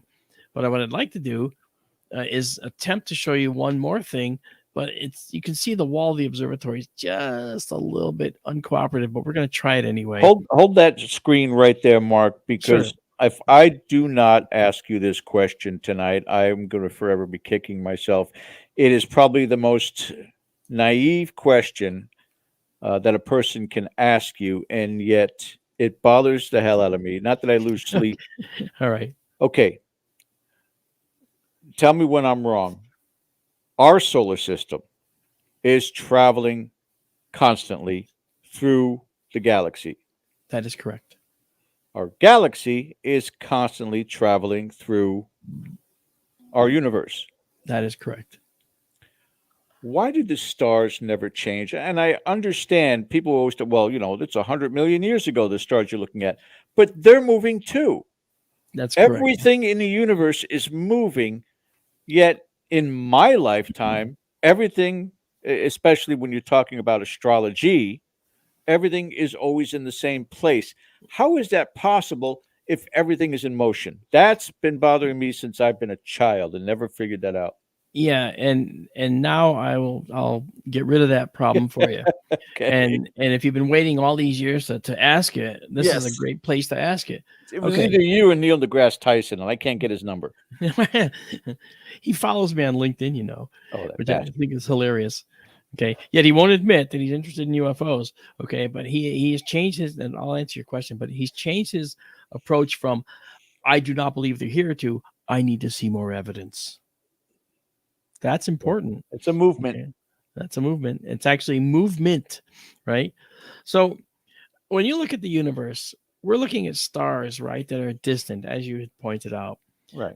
This thing here is about 1,500 light years away. We're seeing it as it was about 1,500 years ago. Okay. So you might say, well, why can't we see the motion in it? If it's moving through the universe, why don't we see its shape changing? Yeah. And you mentioned it before. You hit right on it, but you didn't see the forest for the stars. Okay. The reason is because we don't live long enough to see that. It took 100 years to see the Crab Nebula expanding. So remember I told you about that? Okay. The Crab Nebula visibly expands in the ongoing imagery that we see. We see it. Okay. These are changing their shape. These are moving. The stars are all moving. But because they're so far away, we don't see the relative motion relative to the Earth because we're not here long enough. However, the nearest stars to us do move, and we can see that. I've often shown people Barnard's star. Barnard's star is a beautiful red dwarf star. Right now, in this particular sky, it's way toward the north, and Barnard's star moves so fast because it's only 6 light years away from us. I say only. Okay. It's only 6 light years away from us, but at the speed it's moving through space, whipping by our sun out there 6 light years away, it's moving across our path in such a way that we can see its motion over a few months. I've done that. I've looked at Barnard's star and seen it here in the sky with a bunch of stars peppering it around the view. And then several months later, it's here with those same stars peppering its view.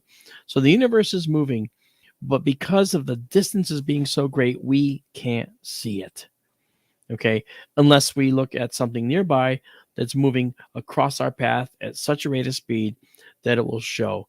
But the universe is dynamic. And many times, okay, if we can go to the next nebula, you'll see it happening right before your eyes. You'll be able to see human-made objects. You'll see satellites, most likely, if we can get to it without these clouds bothering us. So, if I may, now, did that help you or no? No. Oh, that's because. Well, if you want to talk layman's perspective, somebody filming a plane landing in their car looks like the plane is standing still. That's correct. So it's a relative view. If everything is moving at a particular pace, I look at it, something 1,500 years ago or 1,500 light years away. Yeah. But the next day, it's 1,500 light years and a day, 1,500 light years and 10 days, 1,500 light years. That it's not depictable to be moving or changing that particular star or the planets around that particular star in that particular solar system, maybe with the technology that we're coming into now, we'll be able to see that more defined. We have seen this moving over the course of 100 years, and that's why star charts are updated every now and then. We have what are called epochs, EPOCH. There's a 1950 epoch, a 2000 epoch, and the stars' positions in the 1950 epoch are different from the stars' positions in the 2000 epoch. Okay. So you can see clearly they have moved, but I used I have the charts in the back room. A German atlas called the Bonner-Dirk Merstrung, and someone out there probably knows about it. And it's called the BD catalog, and you actually have stars labeled BD plus, and then there's a declination given and all that, which is the elevation in degrees. So this process, because the stars are moving, we do have to update our charts. And I'll give you an example right here in this view. You probably can't read it, but it says right ascension declination as of 2000 is these are coordinates, 5 hours, 35 minutes, 32 seconds, right? But as of today, it's 5 hours, 36 minutes, 42 seconds. So the position has changed just since 2000. Okay, since the 2000 epoch was done. So we're seeing the 2000 epoch coordinates, and then we're seeing the today, the coordinates. See, so they are changing. You just can't see the change because it doesn't appear very obviously. You see what I mean? Mm-hmm. All right, let me just see if we can actually get to this other object. I bet you we're going to be able to see it. There it is. Yay. Okay. This is the famous Orion Nebula. Look at that. Oh, it's gorgeous. And I'll show you by once it stabilizes and comes into view. See this is dark nebula that's in front of the glowing nebula in the background. This whole region is all dark dust, and this is more like a blister on this Orion molecular cloud complex, which is why you see it like this. Okay, let me just take off my processing here just so I can close in on this central core area here. And you'll notice that there's 4 stars in here. You see those 4 stars? How far are we looking here? 1,500 light years. Jesus. And these 4 stars are responsible for lighting up most of this nebula that you see. And when we do this, okay, we see what's going on. We see the red. What's the what's the red again? Yeah, hydrogen. Right. And what's the green? Is the oxygen. Right? It is the oxygen. Yeah. Okay. Yeah. So let's do this. We're guiding right now. So what I'll do is I'll take, just to show you what this really looks like in detail, I'm going to take a picture again. And with this telescope, it's odd here, but to say this, but this telescope is the only one on the planet with this particular capability made by this company, Meade. Actually, Meade didn't make it. I changed the telescope to do this, and I used a company in Tucson called Starizona to help me do this. And right now, to date, we are still the only ones in the world, the entire world, that have a telescope from Meade with this capability. We're running 25 times faster than any other Meade telescope on the planet. There's no ifs, ands, or buts, and it's guaranteed. So let's go into our stack here and show you what that does for us. Now I'm going to pop out of this here and clear this stack. And now our progress bar is almost full over. Well, it's over there from my perspective. And now you'll see what's really there. Okay.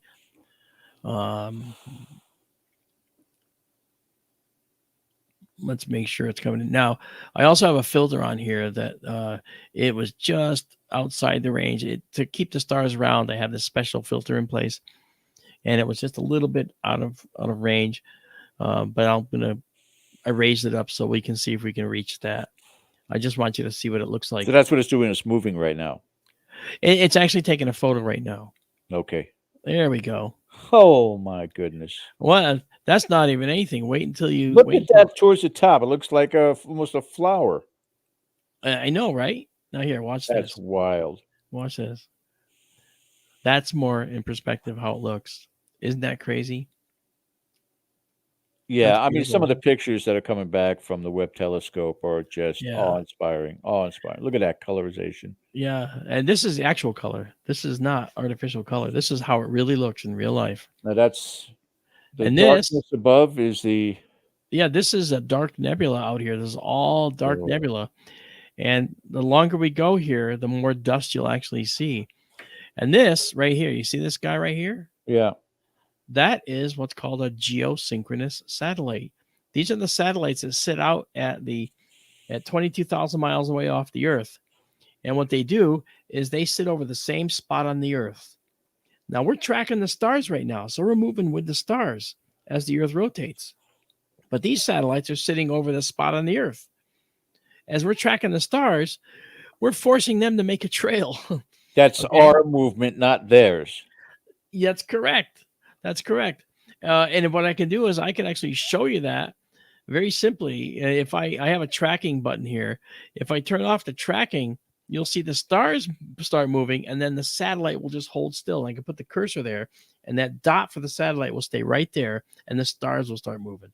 Well, here comes back to the UFO aspect of Yep. what we were talking about, Mark, is, people go out there and they stargaze and they're looking for UFOs with their binoculars, or they just have a handheld telescope. And, Yep.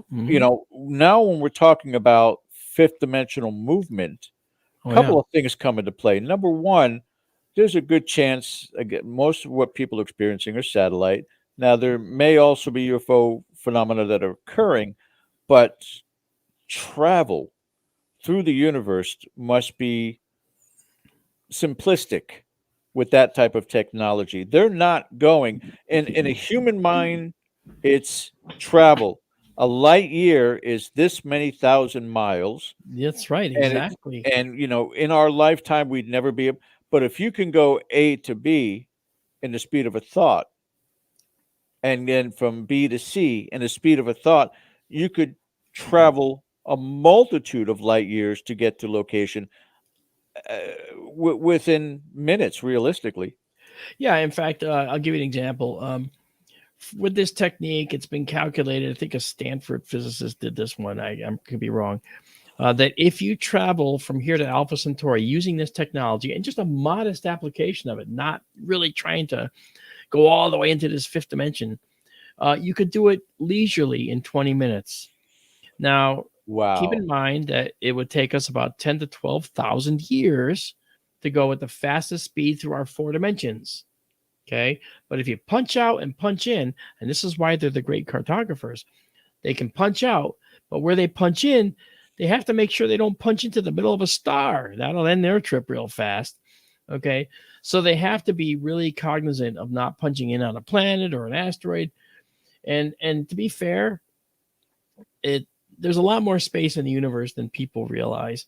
And we zing through the asteroid belt without hitting a darn thing and not even trying to miss. We just missed because everything is really spaced out. Yeah, big time. We even took the Cassini probe through Saturn's rings, not once, but twice, and never hit a thing because it's really spaced out. See? Yeah. So this is an example, the Orion Nebula. This one is right below Orion's belt. Let's go back to this here for just a second. Okay. Here's Orion's belt. Alnitak, Alnilam, and Mintaka. These three hot stars are destined to go supernova within a few million years. This guy down here is the Orion Nebula. It's down below the belt, and you can see that with your eye if you go out there tonight. You see Orion, look down below the belt. This is what you're looking at right here. Son of a gun. Isn't that something? Yeah, that's cool stuff. And, I got to say, I have never been disappointed with this telescope. Now, we are leaned over quite a ways here, and you could see, let me just give you directions. Okay, toward the back here, this is north out this way. This is east out this way. And toward the camera is south. And to that side of the building is west. So this is Observatory 1 out there. Observatory 2 is actually going to join it out there. We already have the funding for it, luckily. And I've been talking with folks about it, and I think I might opt for an even bigger telescope now than we've been planning, and put this in a different location out there. And then the original telescope, the original one that we always were looking at and using when we did this way in the beginning, is this one here. If you bring me up for a minute, I'll show you. Okay, right there, that one there, you can barely see it, but that telescope right there, that's our East Coast SkyTour LiveStream telescope, and it's sitting here in my ship's office, as you can see my portholes and stuff. Okay, because of the fact that I had to rehab it, so I brought it in here to rehab it, and then COVID hit, and boy oh boy, the cost of wood went through the roof, and I couldn't afford to build the building. But then that was before we went to become a 501c3 organization. Now we are, and we've got some donations that are allowing us to do all the things we want to do. One of the things we want to do, again, this is with our officers in our group, Marianne Robb and Tara Diulis. We want to build a mobile observatory, one that does this kind of thing, does this kind of performance, but anywhere we go in the country. Amazing. And we want to bring it to campuses, universities, municipalities, schools. It'd be cool. That to me is absolutely incredible. What a view of the universe. It's live. And how often are you going live with this? We go on most relatively clear nights out there. I was going to do it tonight, but you lost power. Yeah, I lost power, and so I didn't. And I knew I was coming on with you, so I decided not to do that, because you can hear my voice will go, because I don't know when to shut up. Well, just shut me up. We'll give you a break now, Mark, and let you head on out. I tell you what, again, this is absolutely fascinating stuff. I enjoy talking with you, George, and Ken too. You guys are amazing. We have a opportunity in the future to have you come back. Anything discovery wise or anything happening again via social media, you are our go-to expert. I know everybody always hates the term expert, but God honest truth, you're the closest thing that we have to the most knowledgeable people in the field, and cannot thank you enough for joining us tonight. Yeah, thank you. And I got to tell you, the reason that I have such the visibility that I do in this field is because I look at everything from the perspective of science, but open-minded science, right? Sure. Yes. We want to be open-minded about this. We don't want to be closed-minded. I've been fighting arrogance in science for decades. And so that begat this. That begat what you see in the screen, with the telescope and everything. So, like this. Okay, this here is a travel mug with one of our objects we took a photograph of here. Look at that. And if anyone wants to support us, we have a Patreon. We'd love to have new Patreon subscribers. And if you'd rather just get cool blankets, shoes with our images on them and stuff, and beyond, mouse pads, etc., we got them, and it's at our Etsy store. The Etsy store is called SkyTour Shop. SkyTour Shop, all one word. And if that fails, you can't remember any of this, just remember SkyTourLive.org. And you go there, and at the upper left, you're going to have the link to our live stream. And at the upper right, you're going to have the link to our Patreon. And then you'll basically have everything at your disposal from that portal website. And we'd love to have people to just check it out. I really had a great time on Dead Air tonight. I got to tell you, you guys are really quite open. I like to talk back and forth. And we avoided politics. Can you believe it? You know what? It is what it is. My son works for the biggest TV station here in the state, and he just covered Jill Biden down at the submarine base. We said, well, it's good for your resume. That's it. That's all you need to know. Because Politics change, people change. That's but right. The universe right. continues on. That's the important part. Exactly. It doesn't care what we're doing here on Earth. No. You know, and we exist in spite of the universe because it's trying to kill us from all different ways. Yet we roll on. Life finds a way. You got it, George. You're Marc absolutely right. D'Antonio, thank you so much for joining us tonight for our extended so show, much. and wish you the best for 2024, my friend. Thank you, and thanks to you and Ken for having me on. This was really good. Thank you, Bill Skywatcher, for recommending that I come on the show tonight. This was a great time. Love to have you back soon, my friend. You take care. All right, guys. Thank you so much. Thank you, guys. Have a great night. Thanks for watching.